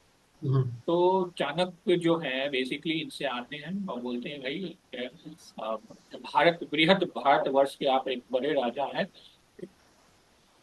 अब इनसे बेसिकली हेल्प मांगते हैं। ठीक हम्म, है। तो शायद इनका चाणक्य के बारे में कहा जाता है कि जो राजा धनानंद थे ये इन्होंने ना इनका शायद इंसल्ट कर दिया और हेल्प देने से मना किया। हम्म, ठीक है। और हेल्प देने से मना किया और इसी बात से चाणक्य काफी नाराज हो जाते हैं और वो डिसाइड करते हैं कि नंद डायनेस्टी को खत्म करना होगा। मतलब इनका इनका बेसिकली इनको उनका उनके पास विजन नहीं है जो अकॉर्डिंग टू चाणक्य जो ब्रॉडर विजन है वो इनके पास नहीं है। और उन्होंने ये अपॉर्चुनिटी देखा जब वो यहाँ पे आए देखें तो पब्लिक के बीच और इसीलिए एक्चुअली इनका नाम नंद था, लोग इनको धनानंद इसीलिए बोलने लगे कि इनको धन का बहुत लोभ था। हम्म। ठीक है। तो इनको चाणक्य को यहाँ अपॉर्चुनिटी मिला और उनको चाणक्य लगा का कि उस समय चाणक्य का मतलब राजपाट में कोई रोल था या? ये आते हैं तक्षशिला से। हम्म, ये तो इनका इनका पर्पस ये था कि एक जैसा बताया जाता है कि ये बेसिकली एक कंबाइंड फ्रंटियर ग्रीक्स के अगेंस्ट चाहते थे। ग्रीक तो उस वक्त यवन बोलते थे हिंदी में। मतलब अगर हिंदी और जो उस वक्त के जो अपना इंडियन लैंग्वेज में उनको यवन बोला जाता है, यवन के अटैक से क्योंकि वो बहुत अच्छा एलेक्जेंडर जो है कहा जाता है एलेक्जेंडर का जब इन्वेजन हुआ तो वो मतलब ऑल द वे ईरान तक आया, उसको कोई प्रॉब्लम ही नहीं हुआ, मतलब वो कहीं उसको डिफीट का सामना नहीं किया, उसका तो था अनडिफिटेड। कि ओवर अनडिफिटेड था।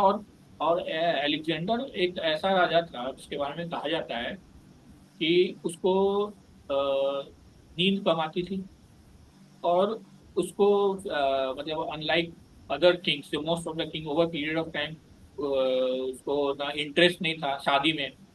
शादी में उसको इंटरेस्ट नहीं था बेसिकली, जब इन फीमेल्स की अपना प्रोजेनी आगे बढ़ाए वैसा। ही वॉज मतलब वो एक बोलते हैं ना अर्जुन वाला ध्यान एक तरफ किया, हैव टू एक्सपेंड। तो उसी उसी पे था, इसलिए he was very ferocious as well. और ये चैलेंज, और पहली बार इंडिया के वेस्टर्न फ्रंट पे कोई इतना सिग्निफिकेंट फोर्स इंडिया को देखने को मिला। और हाँ, उस टाइम तक इंडिया के कई सारे वेस्टर्न फ्रंटियर्स में जो छोटे राज्य और किंगशिप थे वो ऑलरेडी मतलब they were falling down, actually उनका इनकर्शन हो चुका था काफी। अ, तो इसी अब will come back to Chanakya. तो ये चाणक्य क्या करते हैं कि अब इस देख लेते हैं कि यहाँ पे मगध में अनरेस्ट है, Dhanananda is again going haywire, मतलब वो एक तरह से एक्सप्लॉइटेशन कर रहा है। और किसी के डायनेस्टी के डाउनफॉल के लिए अगर आप पहले भी देखे होंगे तो पीएम सीएम या जो उसके टॉप के पोस्ट के लोग अनसेटिस्फाइड हो तो उसको टॉपल करना बहुत आसान हो जाता है। इस केस में तो सबसे ज्यादा ये हो गया था कि इन्होंने क्या किया था, 2-3 दिन का फ्री वर्क विदाउट पे वाला काम कर दिया कि आपको काम करना है विदाउट पे। तो बहुत बड़ा जो कोर्टियर्स और छोटे स्मॉल रैंक ऑफिसर्स जो थे वो अनसेटिस्फाइड थे इनसे। तो चाणक्य बीइंग चाणक्य उनको पता चल गया और फिर वो गए। और कहा जाता है कि ग्रेजुअली इनका फॉल होने के लिए चाणक्य ने एक नए चंद्रगुप्त मौर्य का को Chandragupta Maurya by the time वो छोटे थे, उधर ही कहीं थे, उनको लॉन्च किया गया। लॉन्च में वर्ड बोलता हूँ, सॉरी मेरे पास एक्यूरेट वर्ड नहीं है। तो चाणक्य इनको लाते हैं चंद्रगुप्त को एस्टेब्लिश करने के लिए। और चंद्रगुप्त बाय द वे उस टाइम बहुत मतलब ये बोल सकते हैं कि इधर मगध में बहुत ज्यादा इम्पोर्टेंट शायद फिगर नहीं थे, लेकिन समहाउ चाणक्य इनको मैनेज करते हैं, चाणक्य इनको आइडेंटिफाई करते हैं कि भाई is a man of words, और उसमें वो कुछ अच्छा क्वालिटी देखते हैं तो इनको यहाँ लाया जाता है। और इन चंद्रगुप्त इनको हराने के लिए क्या करते हैं अगेन, ये जो किंग्स होते हैं, क्या बोलते हैं, जो हिल के किंग्स थे और उधर के किंग का छोटा ग्रुप समूह बना के इन्होंने ना ये धनानंद के पे के जो बाउंड्री है उस पे इन्वेड किया। और एक बार में ओवररन नहीं हुए, धीरे धीरे बाउंड्री पुश करते करते रन हुए और इनको हटाए। और चंद्रगुप्त से ही हमारे मौर्य डायनेस्टी की शुरुआत होती है। और कहा जाता है, अगेन ये डिबेटेबल है, चंद्रगुप्त पहले ऐसे राजा हुए, मतलब मौर्य डायनेस्टी जो स्टैब्लिश हुई इंडिया का, वो पहले ऐसे राजा थे जो नॉन क्षत्रिय वर्ग से थे। This the first time. ये डिबेटेबल है, बहुत लोग इसको बोलते हैं नहीं वो भी क्षत्रिय वंश थे, लेकिन बहुत लोग बोल रहे हैं कि नहीं वो नॉन शूद्र। क्षत्रिय। हाँ, तो ये है, ये इनके बारे में एक इम्पोर्टेंट हाँ, पॉइंट है। और यहाँ से हमारा ये क्रिकेट भी बिहार में भी बहुत चलता है, और इंडिया के पर्सपेक्ट में भी ये चलता है कि वो क्षत्रिय नहीं थे, शूद्राज में से आते थे, इस वर्ण से आते थे जी। इसमें अगेन कंफ्लिक्टिंग व्यूज है, तो मतलब जो मैंने पढ़ा है नहीं, करेक्ट उसके करेक्ट। बारे में ये भी पॉइंट है कि डिबेटेबल भी है, और बहुत लोग बोले कि पहले नॉन क्षत्रिय किंग। ओके। तो अगेन बट इनके बाद इनको आइडेंटिफाई करने वाले चाणक्य ही थे। ठीक है। तो अब चंद्रगुप्त मौर्य का इनका टाइम आता है, ये आसीन हो जाते हैं धीरे धीरे, धननंद का फायर डिक्लाइन हुआ, ये आसीन हुए वहां पे। और यहाँ पर ये उनका राजपाट की व्यवस्था पर तो हम चर्चा कर रहे हैं, साथ ही साथ सामाजिक संरचना क्या कैसी थी, वर्ण व्यवस्था, जात पात, या फिर सामाजिक समरसता, मतलब एक दूसरे के बीच के रिश्ते समाज में वो देखिए कैसे। अ, देखिए इस पे समाज के बारे में अगेन उस समय बुद्धिज्म भी था, हम्म, ब्राह्मणिज्म भी था, हम्म, कहा जाता है जैनिज्म भी था। तो हम्म, समाज के बारे में इसमें अगर हम बात करेंगे तो अगेन उसको बहुत मैं इम्फेटिकली इसलिए मतलब बहुत कॉन्फिडेंस से नहीं बोलूंगा क्योंकि इसके बारे में बहुत सारा डॉक्यूमेंट है, लेकिन जो पहला जो मेजर हमारे जो समाज के बारे में जो बहुत क्लियरली किसी ने लिखा है वो मैगस्थनीज ने लिखा है। मैगस्थनीज जब आए थे, मैगस्थनीज बाद में आते हैं। हम्म, मैगस मतलब मैगस्थनीज इसी इसी मतलब मौर्य चंद्रगुप्त के ही पीरियड में बाद में आते हैं, तो वो लिखते हैं मैगस्थनीज कि भारत जो जब आए थे इंडिया में तो वहां पे सिर्फ 7 कास्ट देखते हैं, ओनली 7 कास्ट। अगर कहिए तो मैं उनका नाम बताऊंगा कि वो बोलते हैं कि यहाँ पे सिर्फ 7 कास्ट है। पहला जो टॉप मोस्ट कास्ट है वो फिलोसफर्स का है। ठीक है, फिलोसफर जो इंटेलेक्चुअल्स बेसिकली, हम्म, इंटेलेक्चुअल्स, और इनको इनको चंद्रगुप्त के समय इनके टाइम में एक छूट मिली थी कि ये कोई भी पब्लिक ड्यूटी नहीं कर सकते, नहीं करेंगे। ठीक हम्म, है, ये किसी के स्लेव भी नहीं बनाए सकते हैं। ठीक हम्म, है, सॉरी, ये किसी मास्टर को सर्व नहीं करेंगे, सॉरी, हाँ। हम्म, दूसरा है कि अ, जो क्या बोलते हैं, हस्बैंड्स मैन, मतलब ये दूसरा कास्ट बोले कि ये वो कास्ट है बेसिकली जो कि ये क्या बोलते हैं, लेबर वर्क। अच्छा, ठीक है, हम्म, और इसके बारे में रूल बना हुआ था कि इसको, इस पर्टिकुलर कास्ट को कभी भी कोई भी झगड़ा होगा, कुछ भी होगा, इसको, ये अनटच्ड रहेंगे। इसको सारे इंजरी से बनाया, क्योंकि नेशन बिल्डिंग में इन्हीं का हाथ होता है। अच्छा, ठीक है, तो इनके बारे में ये रूल था। तीसरा था शेफर्ड्स। शेफर्ड्स चरवाहे। दूध, नहीं चरवाहे नहीं, दूध मतलब अपने अहिर्स उस समय के हम्म, वो थे। और सिर्फ और एक और इसमें इसमें देखिए, एक्चुअली ये बहुत सुपरफिशियल, इसके अंदर भी डिवाइडेड है। हम्म, उस समय क्योंकि एक्सपैंड होना था और इंडिया बहुत ईस्टर्न साइड में बहुत डेंस फॉरेस्ट था, तो हम्म, एक क्लास ऑफ पीपल ये थे जिनका काम था कि एग्रीकल्चर लैंड को बढ़ाने के लिए जो वाइल्ड एनिमल है, वाइल्ड बोर, लायंस और टाइगर्स, हम्म, उनको मारने के लिए एक एक एक और लोगों का समूह था, वो भी इसी अच्छा, में आते थे। दूध निकालने वाले इसी में आते थे, बकरी पालने वाले इसी में आते थे। अच्छा, ठीक है, हम्म, ये हो गया। और ये शहर से दूर रहते थे। ठीक हम्म, है, ये शहर से दूर रहते थे। ठीक हम्म, है, और इनका सबका एक हेड होता था जो कि अगेन ये डिबेटेबल है कि मंथ में एक बार मिलता था या मंथ में 2 बार मिलता था। ठीक है, किंग से अपडेट देने के लिए कितना एक्सपैंड हुआ। हम्म, चौथा आर्टिजन का कास्ट है, जैसे जो कुछ आर्ट में कुम्हार सरकारी वगैरह हम। या फिर ये बोलिए जो कि बिल्डिंग बना रहा है वो, मतलब आर्टिजन का कास्ट है। आज के समय में इसके, अगर कहें तो राजमिस्त्री हो या फिर जो मिट्टी का काम करते हैं। हाँ, और इनके बारे में क्या था, ये एक ऐसा इस कास्ट के बारे में ये था कि इसको कोई टैक्स नहीं देना, इसको टैक्स ही नहीं देना। हम्म, इनका काम सिर्फ नेशन बिल्डिंग था, इसलिए टैक्स नहीं लिया जाता।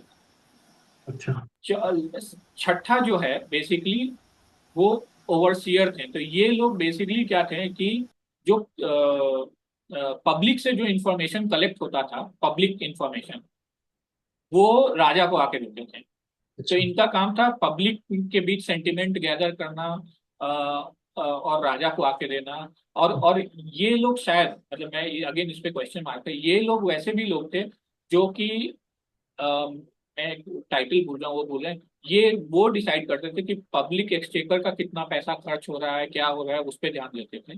और ये हम्म, किंग को रिपोर्ट करते थे, ये बीच में कोई लेयर नहीं था, ये डायरेक्ट किंग को रिपोर्ट करते अच्छा। थे। और लास्ट के कास्ट, अभी तक के काल में मतलब सबसे अप्रोचेबल किंग अगर कहा जाए, या अप्रोचेबल किंग वाली डायनेस्टी कौन थी जहाँ जिसमें आम जनता अपने राजा से आसानी से मिल सके। ये चंद्रगुप्त मौर्य, मतलब इनके इनके काल में सबसे ज्यादा बहुत सारा जो पब्लिक वेलफेयर का काम हुआ इन्हीं के काल में हुआ। ठीक ठीक है। है, अभी तक में, क्योंकि हम्म, धनानंद का हमने देख ही लिया, वो तो उल्टा है, पब्लिक से ही ड्रेन कर रहे थे। तो ये है। और लास्ट जो 7वां कास्ट है वो आईएएस ऑफिसर, काउंसलर्स उनको बोलते थे, वो आईएएस ऑफिसर का था। हम्म, ये सबसे ज्यादा उस वक्त, आज भी रिस्पेक्टेड है, उस वक्त भी रिस्पेक्टेड था, तो इसके लिए भी सिलेक्शन होता था, प्रोसेस। अच्छा, यही 7 कास्ट थे। हम्म, अब हिस्टोरियन कहते हैं जो फिलोसफर जो कास्ट था जिनका काम था मतलब रीडिंग राइटिंग, और ये शायद उस वक्त के ब्राह्मण को बुलाया था। बट अगेन उसमें ये लिखा है तो मैगजीन, शशांक जी, इसमें मेगास्त्रीज ने कर्म के आधार पर समाज को डिवाइड किया था। बेसिकली अगेन यही जो कास्ट के बारे में है ना, मेजर इन्फॉर्मेशन जो बहुत क्लियरली मैगजीन ने दिखा, ये 7 कास्ट थी।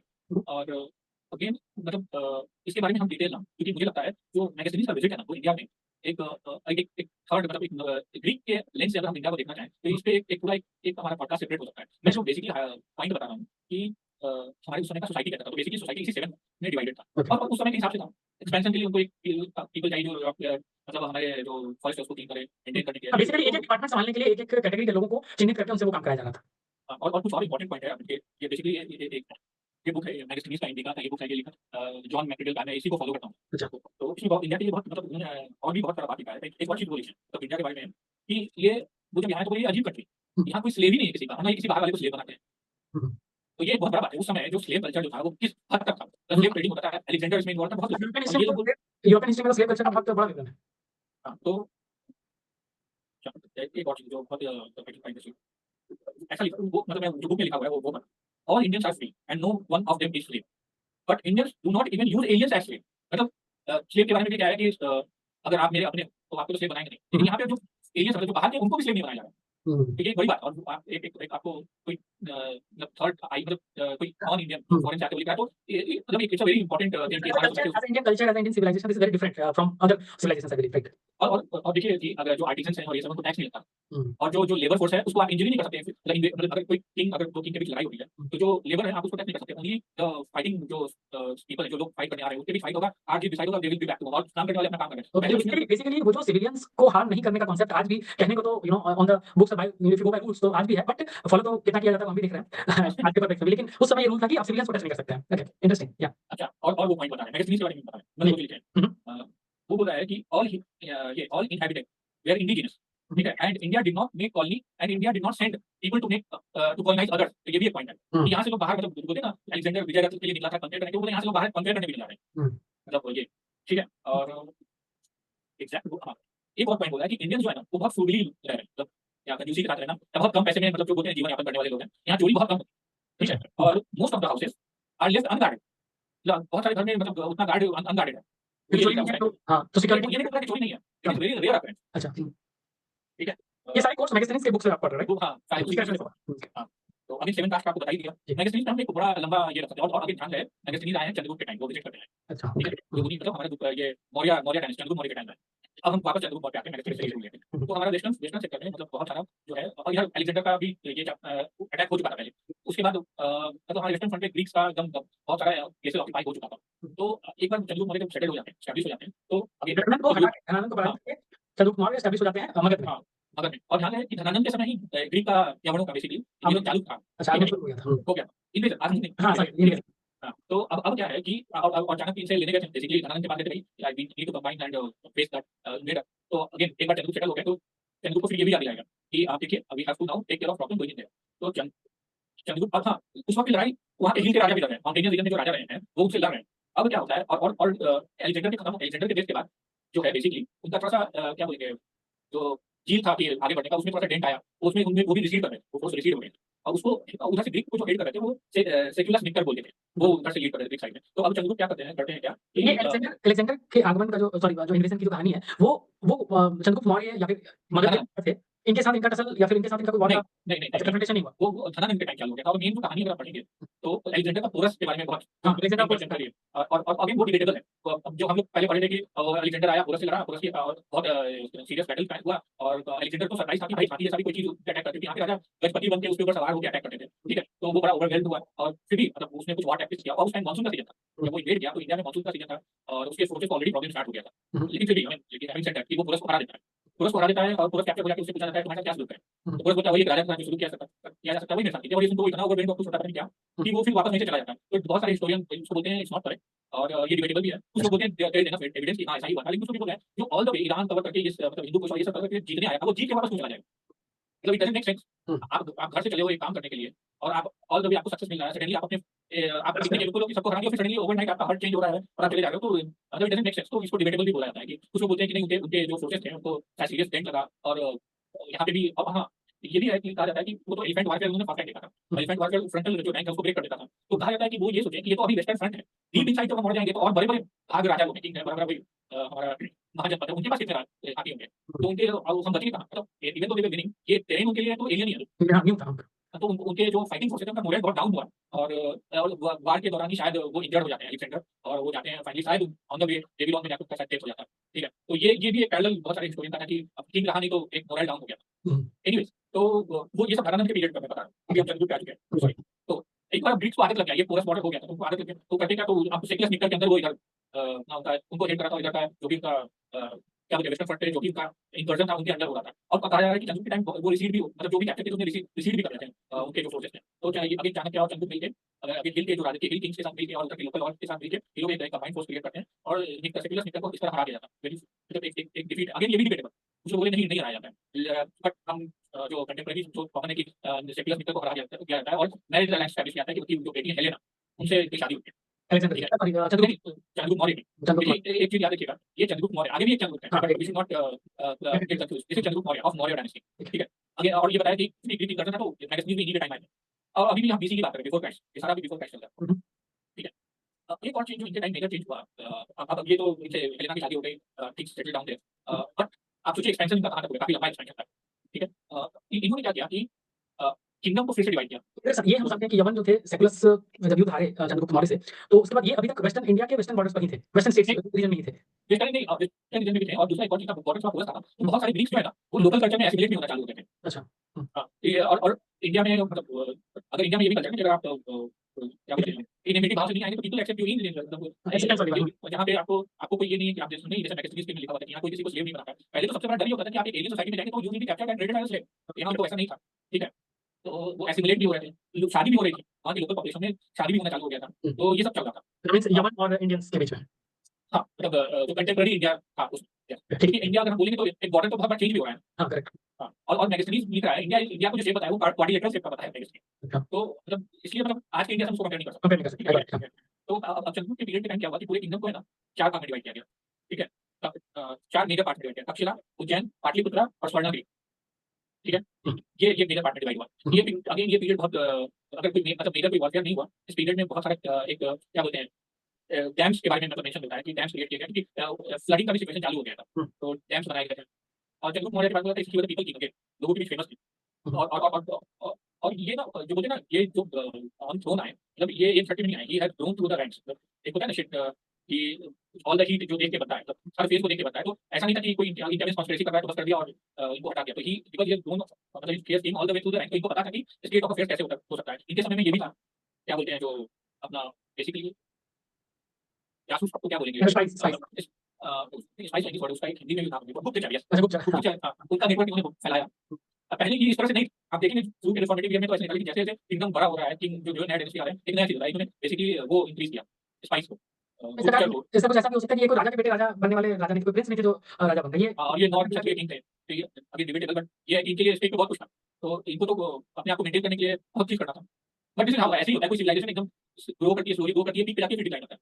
This is how it is, मतलब कांट चेंज इट। तो हाँ, तो ये मेजर था, इनके में तक्षशिला, उज्जैन, पाटलिपुत्र और स्वर्णगिरी इसमें डिवाइड कर दिया। ठीक है, अब क्या होता है कि इनके बेटा इनका एक लड़का हुआ जिसका नाम था Bindusara, not to confuse with Bimbisara, या बिंदुसार। ठीक है, बिंदुसार हुआ, ये उनको राजपाट देते हैं, और कहा जाता है लेट फेज ऑफ लाइफ में ये जैन टीचिंग से बहुत इन्फ्लुएंस हो जाते हैं, अपना ऐसे जो भी बोलते हैं वो उसको छोड़ देते हैं, सॉरी, और एकांतवास में इनका डेथ होता है after giving after handing over the reign to the Bindusara. तो ये एक मॉडर्न डेथ था। ठीक है, अगेन अब बिंदुसार के बारे में चलते हैं। बिंदुसार जो है again he was a very good king, आया था एबल किंग है। अच्छा, पहले हम देखे थे जो आनंद के समय वो लोग डेक्कन बाउंड्री तक आते थे, अब याद होगा लेकिन इनका जो वेस्ट की तरफ कॉन्क्वेस्ट चला था तो वो पूरा हो गया था।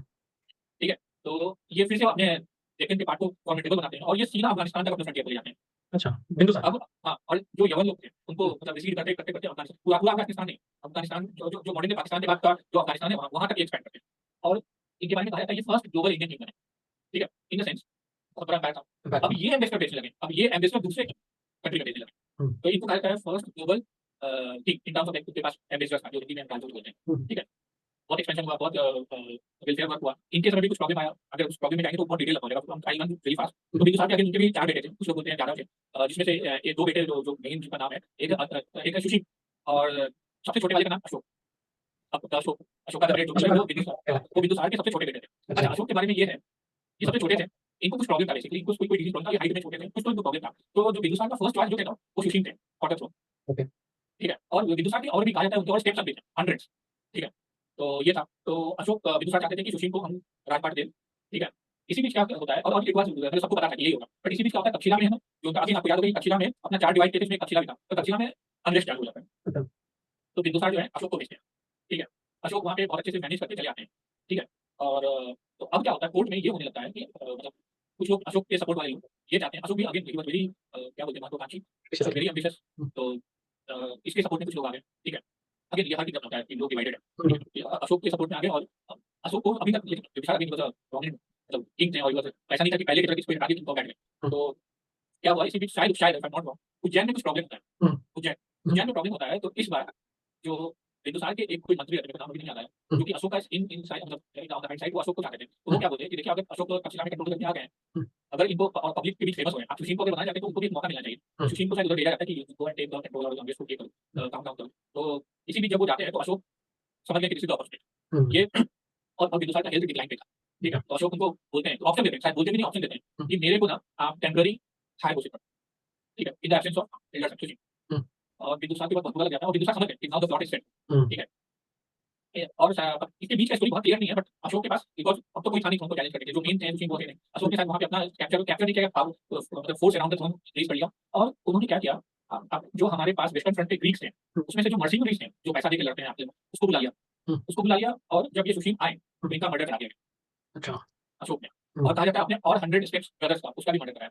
मतलब शायद उस टाइम तक फॉरेन मर्सिनरीज का यूज फॉर मेन जो मगध के पीरियड में ये अशोक ने किया था। ठीक है, तो अभी अभी सुशील का डेथ हो चुका है, Ashok is at the helm of affair, और अशोक फाइनली कैप्चर कर लेते हैं थ्रोन।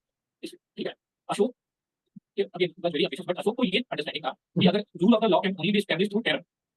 ठीक है, तो उसने एकदम से जो अपने राज में ना, मतलब पनिशमेंट स्ट्रिक्ट कर दिया, हार्श पनिशमेंट तो किया, एक्सपेंशन था उनका, एक ये था कि I should expand as much as I can, क्योंकि उनको चंद्रगुप्त मौर्य का एक बोलते हैं ना हेरिटेज मिला हुआ था, जो कि बहुत बड़ा पैर था। तो ऑफ कोर्स उनके पास पावर बहुत था, पैसा भी आ गया था, और चूंकि और सेंट्रल कमांड था, डिवाइडेड नहीं किया गया था, तो सब कुछ जो पहले मिस्टेक हुआ था वो इस पीरियड में वो सब नहीं हुआ था, सब एक्यूमुलेटेड फोर्स था। तो अशोक वाज नो डाउट बहुत फोर्सफुल, मतलब बहुत पावरफुल किंग थे।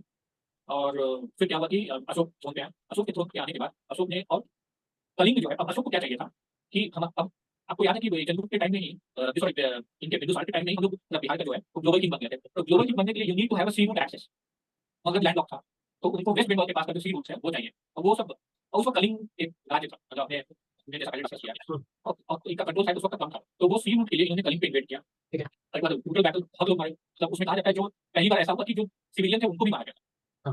ठीक है, एक बार दैट ब्रूटल नहीं, तो अशोक जो है बहुत मतलब फियर के साथ, टेरर के साथ रूल करते थे, बहुत हार्श पनिशमेंट दे रहे थे।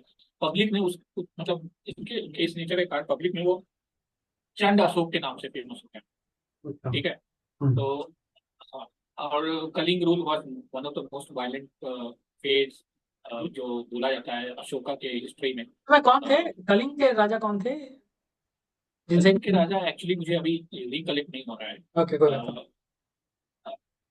अगर अगर इस पे हम लोग डिटेल करेंगे तो वो will cover that part. Okay, ठीक है। अभी अभी मतलब जो मेजर जो चेंज चल रहा है जी हाँ, वो मैं प्लीज कवर करूँ। कंटिन्यू। हाँ, ठीक है। नहीं, बट उसका रीजन है ना, क्योंकि उनको उनको सी एक्सेस चाहिए था, मगध में तो है नहीं, सी एक्सेस के लिए उड़ीसा और वेस्ट बंगाल के थ्रू ही उनको मिल सकता था, तो कलिंग पे उनको चाहिए था।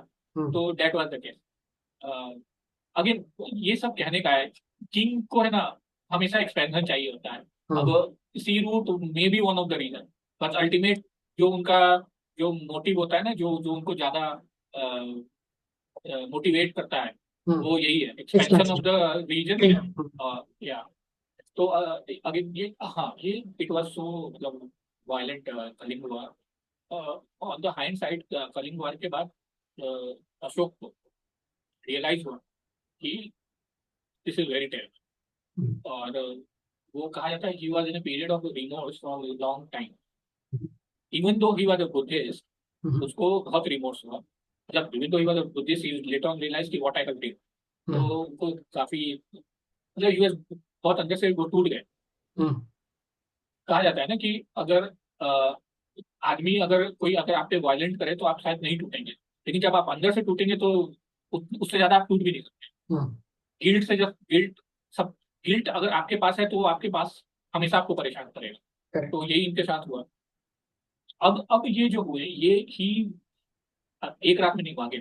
He was now a different person. वो जाके कितने जगह मतलब बिहारों में जाके मतलब जो भी बौद्ध गुरुज हैं उनसे जाके वो क्षमा मांग रहे हैं। और बेसिकली उस वक्त कि हम लोग और चाहते हैं कि कुछ पाप हुआ गलती हुई हो तो हाउ टू रिपेंट।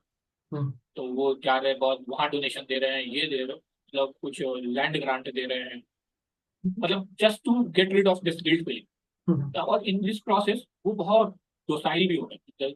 अब हो और रिमेम्बर अशोक अगेन बहुत प्राइम टाइम पे वो जो मॉडर्न डायनेस्टी अपने प्राइम पे हम्म। पैसा था। इनको इतना मतलब गिल्ट जो गिल्ट से ये थे और इनको वायलेंस से इतना प्रॉब्लम हो गया कि इन्होंने ना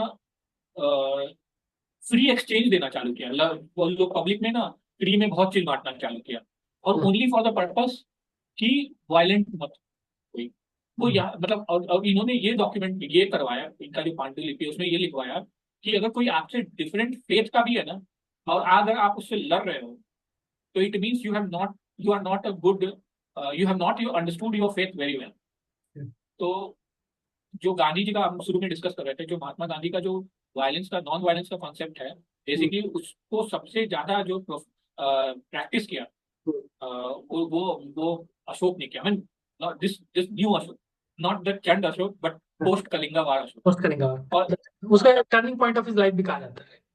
हाँ, और ये ग्रांट दिए इन्होंने लोगों को भेजा। बहुत मतलब इन्होंने पूरा बोलते हैं ना अपना जो, क्या बोलेंगे जो इनका कोष है राजकोष sorry running short of word राजकोष उसको एकदम खोल के रख दिया कि भाई। और बुद्धिज्म के एक्सपेंशन के लिए शायद अशोक वो सिग्निफिकेंट किंग हैं बुद्धिज्म के लिए हम्म। जिन्होंने बुद्धिज्म को स्प्रेड करने के लिए इंडियन फ्रंटियर्स को क्रॉस किया। श्रीलंका गए हम्म। चाइना में भी कुछ गए तो मतलब ऐसे उधर डाउन साउथ उधर भी किया ये पहले किंग थे। हम्म। बट अगेन जो होता है ना देयर नो फ्री लंचेस। हम्म। इनके इसके इस एक्टिविटी के कारण जो है इनका जो राजकोष है वो बहुत श्रिंक किया। हम्म। ठीक है। Hmm. And ultimately you need money to run run administration. That विषय तो हाँ, तो और अशोक के दो जो लड़के हैं उनका नाम था महेंद्र और कुणाल। ठीक है। इनमें से शायद एक लड़के को if I am not wrong वो श्रीलंका भी भेजते हैं। ठीक है फॉर ये बुद्धिज्म के को एक के टीचिंग के लिए और जो भी है। और और इसी तरह उनके लड़के में भी अगेन ये बुद्धिज्म थॉट को लेके कॉम्पैशन और ये सब को लेके था। तो बट राज ऐसे चलता नहीं है यू कैन नॉट मतलब रन रूल लाइक दिस। तो इनका साम्राज्य ना ऐसे डला everything got started shrinking so fast. अब पब्लिक में और आप दान दे के कुछ नहीं कर सकते। सिर्फ सिंपली दान देना टैक्स कम कर दिया फिर जितना पॉसिबल लिबर मतलब एक एक वायलेंस के बाद जितना लिबरल हो सकते थे वो हुआ। लेकिन इसका डाउनफॉल इसी से स्टार्ट हुआ। इनका इनका जो डिक्लाइन ऑफ मगध है ना इनके लिबरल पॉलिसीज की वजह से हुआ। मतलब सो मच सो कि कहा जाता है इट्स डिबेटेबल कि जो स्टैंडिंग फोर्सेस है उस पे भी इनका उनका उनका ये जो खर्च करना वो कम हो गया था। तो यू नीड टू पे योर सोल्जर्स राइट। तो और ये ज्यादा स्तूप बनाने में पांडुलिपि बनाने में और स्तूप कहाँ कहाँ नहीं बनाए एमपी में बनवाया सारनाथ दुनिया भर की जगह ये मतलब एक डिफरेंट ट्रैक पे चले गए। इसी तरह चंद्रगुप्त मौर्य के वंश का डिक्लाइन होता है। और दूसरा मौर्य वंश के एक राजा लास्ट राजा थे प्रियद्रथ। ठीक है। अब देखिए कि क्या हो रहा है क्योंकि अशोक के पोस्ट तेलुगु ही वाला कंपनी थी उन्होंने बहुत सारे लिबरल पॉलिसी लाई और उन्होंने मतलब बहुत सारा फ्री एक्सचेंजेस देना चालू किया। उन्होंने जो जो रेवेन्यू था उसको डाइवर्ट किया बुद्धिज्म को स्प्रेड करने में और स्टैंडिंग फोर्सेस पे खर्च कम हुआ। और ही वो बेसिकली एक स्पिरिचुअल फेज में मतलब इंटर कर चुके थे। और वो अधिकतर चीज को इसी तरह से देखते थे नॉन वायलेंस को टीच करना को एग्जिस्टेंस इसको टीच करता था। But king also needs to do apart from empathy towards others king needs to be hard in certain conditions he need to maintain standing army। तो I think these were the things कि जहाँ पे Ashok he missed out he thought he when society at large is at peace why there is need of war। तो this is where he was wrong and वो अपने बच्चों के लड़के महेंद्र और कुणाल महेंद्र को और अपनी बेटी संघमित्रा एक्चुअली तो उन्होंने श्रीलंका भेजा फॉर स्प्रेड ऑफ बुद्धिज्म और लोगों को भी दूसरे दूसरे इंडिया के दूसरे पार्ट में भेजा है थोड़ा शायद चाइना भी लोग हैं बट नॉट रॉन्ग। तो ऐसे इनका इनका इनका जो मतलब राजकोष पे इतना प्रेशर आया कि थिंग्स स्टार्टेड गोइंग हेयर।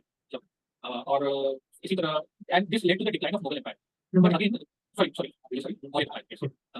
तो अगेन एक इंपॉर्टेंट चीज है कि डिक्लाइन तो एक दिन में होता नहीं है। इनके बाद भी चंद्रगुप्त के बाद इनके साथ ग्रैंडसन आई थिंक होते हैं, ग्रैंडसन है, उनके बहन को तो बुकिंग के स्ट्रेटजी दिए। कुनाल के बारे में बहुत मुझे डिटेल याद नहीं है, जो मेजर पॉइंट है इनके ग्रैंडसन ने ना थ्रोन पे जाके बैठे, और सब्सिक्वेंट जो उनके जो जनरेशन है उसमें डिक्लाइन ही रहा मौर्य एम्पायर का, और डिक्लाइन हुआ। और एक और चीज है, अगर आपको ध्यान होगा कि मौर्य एम्पायर सिंक हो रहा था वेस्टर्न फ्रंट पे भी, और चैलेंज कर रहे थे ग्रीक को खाया। ये ऐसा थोड़ी था कि एक बार ग्रीक को ड्राइव आउट किया वो चले अपने का, वो रिसीव होते थे, मतलब पीछे हटते थे, आज हम जो मेंटेन फोर्स अंदर नहीं आ रहे। तो जैसे ही एम्पायर वीक हुआ फिर से वो इंकर्शन चालू हो गया।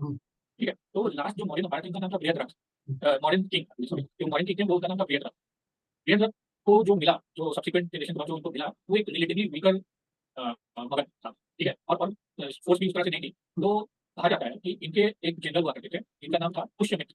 ठीक है, तो पुष्यमित्र ने देखा कि भाई ये जो है, ये तो मतलब अब तो उधर से इंकर्जन हो रहा है, अपने बॉर्डर का ये उतना ध्यान नहीं पड़ रहा है, और ये मौर्यन डायनेस्टी का जो बेसिकली एक दोसाई नेचर है, इसके कारण things are getting out of control. तो ये क्या किया, पुष्यमित्र इन्होंने बृहद्रथ को मार डाला ओपन में। ठीक है, और ये खुद वहाँ उसके सेनापति थे, और उनको मारने के बाद वो टेरिटरी को कैप्चर करते हैं। ठीक है, और सुंग डायनेस्टी का एस्टैब्लिश करते हैं, उस सुंग के सुंग, तो इसी से सुंग डायनेस्टी की शुरुआत होती है। तो चंद्रगुप्त मौर्य मौर्य डायनेस्टी का अंत हुआ और सुंग डायनेस्टी का शुरुआत हुआ। अगेन एक मर्डर हुआ, अगेन उनके सेनापति थे बेसिकली, और सेम मतलब जैसे स्टोरी पहले चली उसी का कंटिन्यूएशन है। हाँ, और इनका ये था कि सुंग कुछ ये चाह रहे थे कि हमको ना एक वीकर किंग नहीं, we need a strong king. ठीक है, हाँ, एक बार जब ये आए इन्होंने कैप्चर किया, तो ये फिर से वापस जो लॉस्ट टेरिटरी था जहाँ या जो है ये वीक पड़े, उसको अगेन से रिकैप्चर करना चालू किया। बट देन इस पीरियड में एक और चीज होता है कि शायद वो बहुत ज्यादा एक्सटेंड नहीं कर पाए। उनके बेटे कुछ उनके जो बेटे थे उनका नाम था अग्निमित्र। ही was a very good soldier and Agnimitra जो है उनके उनके पीरियड में, तो कुछ मित्रों का अग्निमित्र के पीरियड में थोड़ा सा जो श्रिंक हुआ एम्पायर था वो एक्सपैंड हुआ। और पतंजलि इन्हीं के कंटेम्पररी, पतंजलि जो योग पीठ है वो इन्हीं के कंटेम्पररी, स्पेशली मित्रों का अग्निमित्र था। ठीक है, अगेन फिर अग्निमित्र के बाद अगेन इनका भी डिक्लाइन होता है, जनरेशन में प्रॉब्लम आती है, वीकर जनरेशन के कारण इनका डिक्लाइन होता है। और अभी लास्ट जो सुंग किंग थे, सुंग डायनेस्टी के, वो उनका नाम था देवबुद्धि। देवबुद्धि के साथ क्या होता है, इनको भी मार डाला जाता है, और इनके अमात्य को मार डालते हैं, जिनका नाम था वासुदेव। अमात्य अगेन लाइक पीएम। तो इस तरह से वासुदेव जब देवबुद्धि को मारते हैं तो सुंग डायनेस्टी का अंत होता है। और वासुदेव जो है वो एक और डायनेस्टी एस्टैब्लिश करते हैं, जिसका नाम है कनवा डायनेस्टी। सुंग डायनेस्टी का अंत हो गया देवबुद्धि के मरने के बाद। कनवा डायनेस्टी आती है, ये रिलेटिवली छोटी डायनेस्टी का है, मतलब इन टर्म्स ऑफ जो मैग्नेटिटी है और अदर डायनेस्टी का इतने बारे में उतना है नहीं। तो बेसिक इसमें इस वासुदेव के बाद भूमित्र आते हैं, नारायण आते हैं, सुशर्मा आते हैं। सुशर्मा एक किंग थे जो कनवा डायनेस्टी के थे। इनको पहली मतलब अब तक में साउथ इंडिया के एक किंग है, जो आंध्रा के, साउथ इंडिया आंध्रा में एक किंग होते हैं, उनका नाम है सिमुक। वो आके इनको मारते हैं सुशर्मा को, जो कि कनवा डायनेस्टी के हैं। और इनका अंत होता है कनवा डायनेस्टी का। और याद रहे ये जो सिमुक है, ये सातवाहना डायनेस्टी, साउथ की डायनेस्टी सातवाहना, उसके ये किंग। ठीक है, तो कनवा डायनेस्टी की तरफ इसके बाद जो मेरा हम जा रहे हैं, इसके बाद हमारे गुप्त डायनेस्टी पे बीच में और बहुत डिटेल है, just to wrap it over when already extended. तो गुप्त डायनेस्टी को गोल्डन पीरियड ऑफ इंडिया कहा है। और ये जो बेसिकली गुप्त डायनेस्टी ये मगध कहीं साम्राज्य के हाथ में था। बीच में सब्सिक्वेंट देखिए छोटा मोटा हो रहा है वो तो हो रहा है। हाँ, तो मेजर जो हम कह रहे हैं वो गुप्त डायनेस्टी है। और याद है इसको कहा जाता है गोल्डन पीरियड ऑफ इंडिया। ठीक है, बेसिकली इनको ये श्रीगुप्त जो श्रीगुप्त के जो ग्रैंड सन हुए वो चंद्रगुप्त वन थे। चंद्रगुप्त वन, ये चंद्रगुप्त वन चंद्रगुप्त मौर्य से डिफरेंट है। तो इन्होंने गुप्त डायनेस्टी को स्टैब्लिश किया। और ये बेसिकली इनके पीरियड को गोल्डन पीरियड ऑफ इंडिया कहा। और अगेन इनके जो क्या बोलते हैं लड़के हुए चंद्रगुप्त वन, पहले श्रीगुप्त के ग्रैंडसन चंद्रगुप्त वन, चंद्रगुप्त के सन बने सन हुए समुद्रगुप्त। समुद्रगुप्त को कहा जाता है best king of India, one of the best king नहीं कहा था, सॉरी, नेपोलियन ऑफ इंडिया। इन्होंने शायद कोई जंग ही नहीं हारा। ठीक है, और समुद्रगुप्त का पीरियड जो है ना आर्ट एंड कल्चर के लिए पीक पे था, मतलब हाईएस्ट बोला जाता है। आर्यभट्ट तो हम लोग जानते हैं वो इन्हीं के कंटेम्पररी थे। और सुश्रुत जो कि जिनको बोला जाता है ये शल्य चिकित्सा, हिंदी में उसको शल्य चिकित्सा बोलते हैं, या सर्जरी इंग्लिश में बोलते हैं। और इंडिया में इनको एट्रीब्यूट किया जाता है समुद्रगुप्त के काल में आप कह रहे हैं। ये समुद्रगुप्त की कंटेम्पररी है, आर्यभट्ट और सुश्रुत। ठीक है, और ये समुद्रगुप्त को बोला जाता है नेपोलियन ऑफ इंडिया। मैं थोड़ा ना इसको जल्दी जल्दी रन ओवर कर रहा हूँ, क्योंकि चंद्रगुप्त वन के पीरियड में बहुत कुछ हुआ, it will be very long. तो मैं एक मतलब इनकी डिनेस्टी कैसे चली वो बता रहा हूँ। तो समुद्रगुप्त को अगेन नेपोलियन ऑफ इंडिया है, क्योंकि ये शायद कोई जंग ही नहीं है, ये जीते हारे थे। और इनका भी एम्पायर बहुत बहुत फैला। और ये आर्ट एंड कल्चर का ग्रोथ इस पीरियड में बहुत ज्यादा हुआ। आर्यभट्ट और सुश्रुत आप देख रहे हैं साइंटिफिक, अच्छा मतलब ये एक अगेन डिबेटेबल है। कुछ लोग बोलते हैं गैल्वेनाइजेशन, जो जिंक गैल्वेनाइजेशन का जो होता है ना प्रोसेस, शायद इनके टाइम में, शायद इनके टाइम में हुआ, लेकिन ये डिबेटेबल है क्योंकि मैंने ना बहुत जगह नहीं पढ़ा, 2-3 जगह इसका रेफरेंस देखा है। ठीक है। तो मतलब ये समुद्र का पीरियड जो है एकदम से आप देखेंगे एक इन पहले साइंस दोनों क्या, कह सकते हैं। हाँ, उसमें इंडिया आगे बढ़ा। और इनके फिर समुद्रगुप्त के जो लड़के हुए, उनका नाम था रामगुप्त। ठीक है। अ, रामगुप्त, अरे, उनको उनके भाई ने मार दिया, मर्डर किया। और उनका, और वो थे चंद्रगुप्त टू, जो उनको मारे रामगुप्त को, और वो अंपायर अपने हाथ में लिए। चंद्रगुप्त टू के जो लड़के हुए, कुमार गुप्त, वो वो भी अच्छे राजा माने जाते हैं, लेकिन उसमें उनके उनके पीरियड में एक बहुत बड़ा चीज हुआ कि नालंदा यूनिवर्सिटी उस वक्त स्टैब्लिश हुई, अच्छा, कुमार गुप्त के समय। कुमार गुप्त के समय। और तो अपनी आप देख रहे हैं, मतलब आप सक्सेशन में देखिए, पहले तो का पीरियड जो था वो स्पिरिचुअलिटी साइड वो था। अभी जब से समुद्रगुप्त आए हैं, उनके समुद्रगुप्त के टाइम हमारा आर्ट एंड कल्चर बढ़ा, साइंस साइंस बढ़ा, आर्यभट्ट और सुश्रुत आए। और ये लेगेसी आगे भी चल रही है, मतलब वो जो लेगेसी का जो कैरी फॉरवर्ड है, कि वो पीरियड ऐसा रहा कि नालंदा यूनिवर्सिटी इस इन्हीं के कंटेम्प्रेरी हुई। ओके। ठीक है, कुमार गुप्त के टाइम। अच्छा, एक और चीज है, इसी इन्हीं का पीरियड में हुन्स, हुन्स आप सुने होंगे, उनका इन्वेजन हुआ, तक्षशिला को जला दिया गया। ठीक है।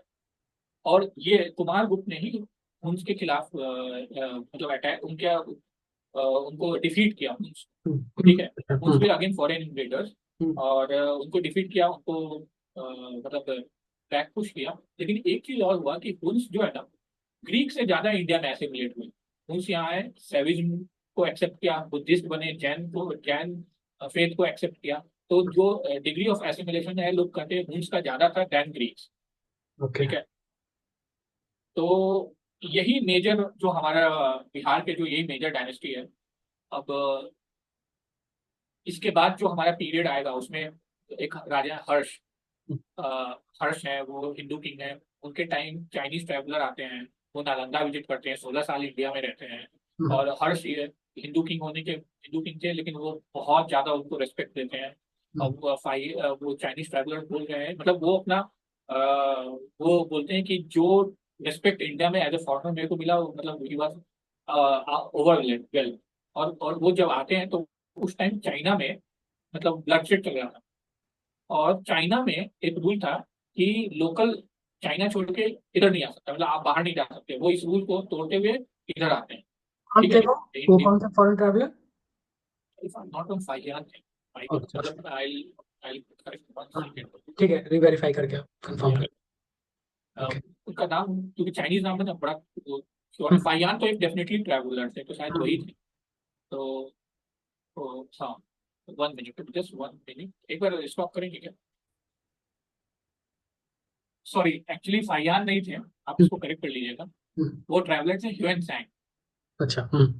और ये चाइनीज ट्रैवलर, एक्चुअली फाइयान भी एक चाइनीज ट्रैवलर है और ह्यूएन सैंग भी है। ये मैंने इनको भी पढ़ा, ये दोनों, इनका एक ये है, ये बुक है लाइफ ऑफ ह्यूएन सैंग, ये है।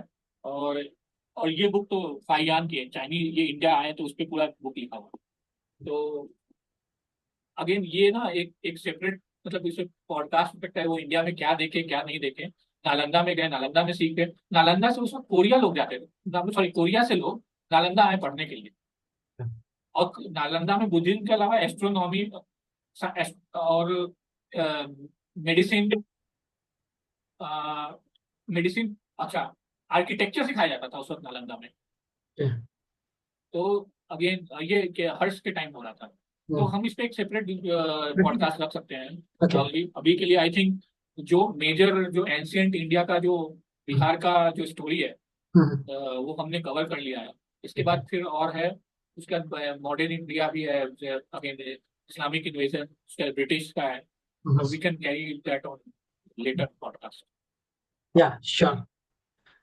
तो वो हम पार्ट 2 करेंगे, उसमें हम कवर करेंगे। बट बहुत मजा आया शशांक जी, ये 2-2.5 घंटे कैसे बीत गए मुझे तो पता ही नहीं चला। मैं एक ही जगह पर बस स्थिर होके बैठा हुआ हूँ, और बड़ा मजा आ रहा था क्योंकि बड़े ही सीक्वेंशियल वे में, जैसा मैंने पहले भी कहा कि इसकी पढ़ाई तो इवन कोर्स करिकुलम में भी है। 10th या मैट्रिकुलेशन जब बच्चे करते हैं तो संक्षेप में इसकी पढ़ाई है। बट वो सिलसिला और जो रिदम आपने मेंटेन रखा थ्रू आउट द डिस्कशन, ये बहुत ही इंटरेस्टिंग बनाया सब्जेक्ट को। और इसके आगे जो पार्ट 2 हम कवर करेंगे, उसमें I think will cover rest of the what ever is left. जितना बचा गया है वो हम भाग 2 में हम कवर करेंगे। तो आप दर्शकों को आई होप कि they would be enjoying this जब ये टेलीकास्ट होगा ये पूरा शो। तो इसी के साथ हम आ चुके हैं आज के एपिसोड के अंतिम चरण में, और इस सिलसिले को जारी रखेंगे हम भाग 2 के साथ, और आपके बीच फिर हाजिर होंगे। तब तक के लिए हमें इजाजत दें, हमसे जुड़े रहें। हमारे चैनल अनफोल्ड विद राहुल को सब्सक्राइब करें, हमारा यूट्यूब चैनल है। और फेसबुक पर हमारे पेज बिल्डिंग बिहार, और दूसरा पेज है हमारा अनफोल्ड विद राहुल, इसे भी फॉलो करें। जाते जाते मैं रामधारी सिंह दिनकर के वो 2 पंक्तियां जो बिहार के दर्शकों के लिए मैं कहना चाहूंगा। जिसका न निज गौरव तथा निज देश का अभिमान है, जिसको न निज गौरव तथा निज देश का अभिमान है, वह नर नहीं नर पशु निरा, वह मृतक समान है। फिर मिलेंगे अगले भाग में। इसी के साथ जय हिंद जय बिहार। बहुत बहुत धन्यवाद।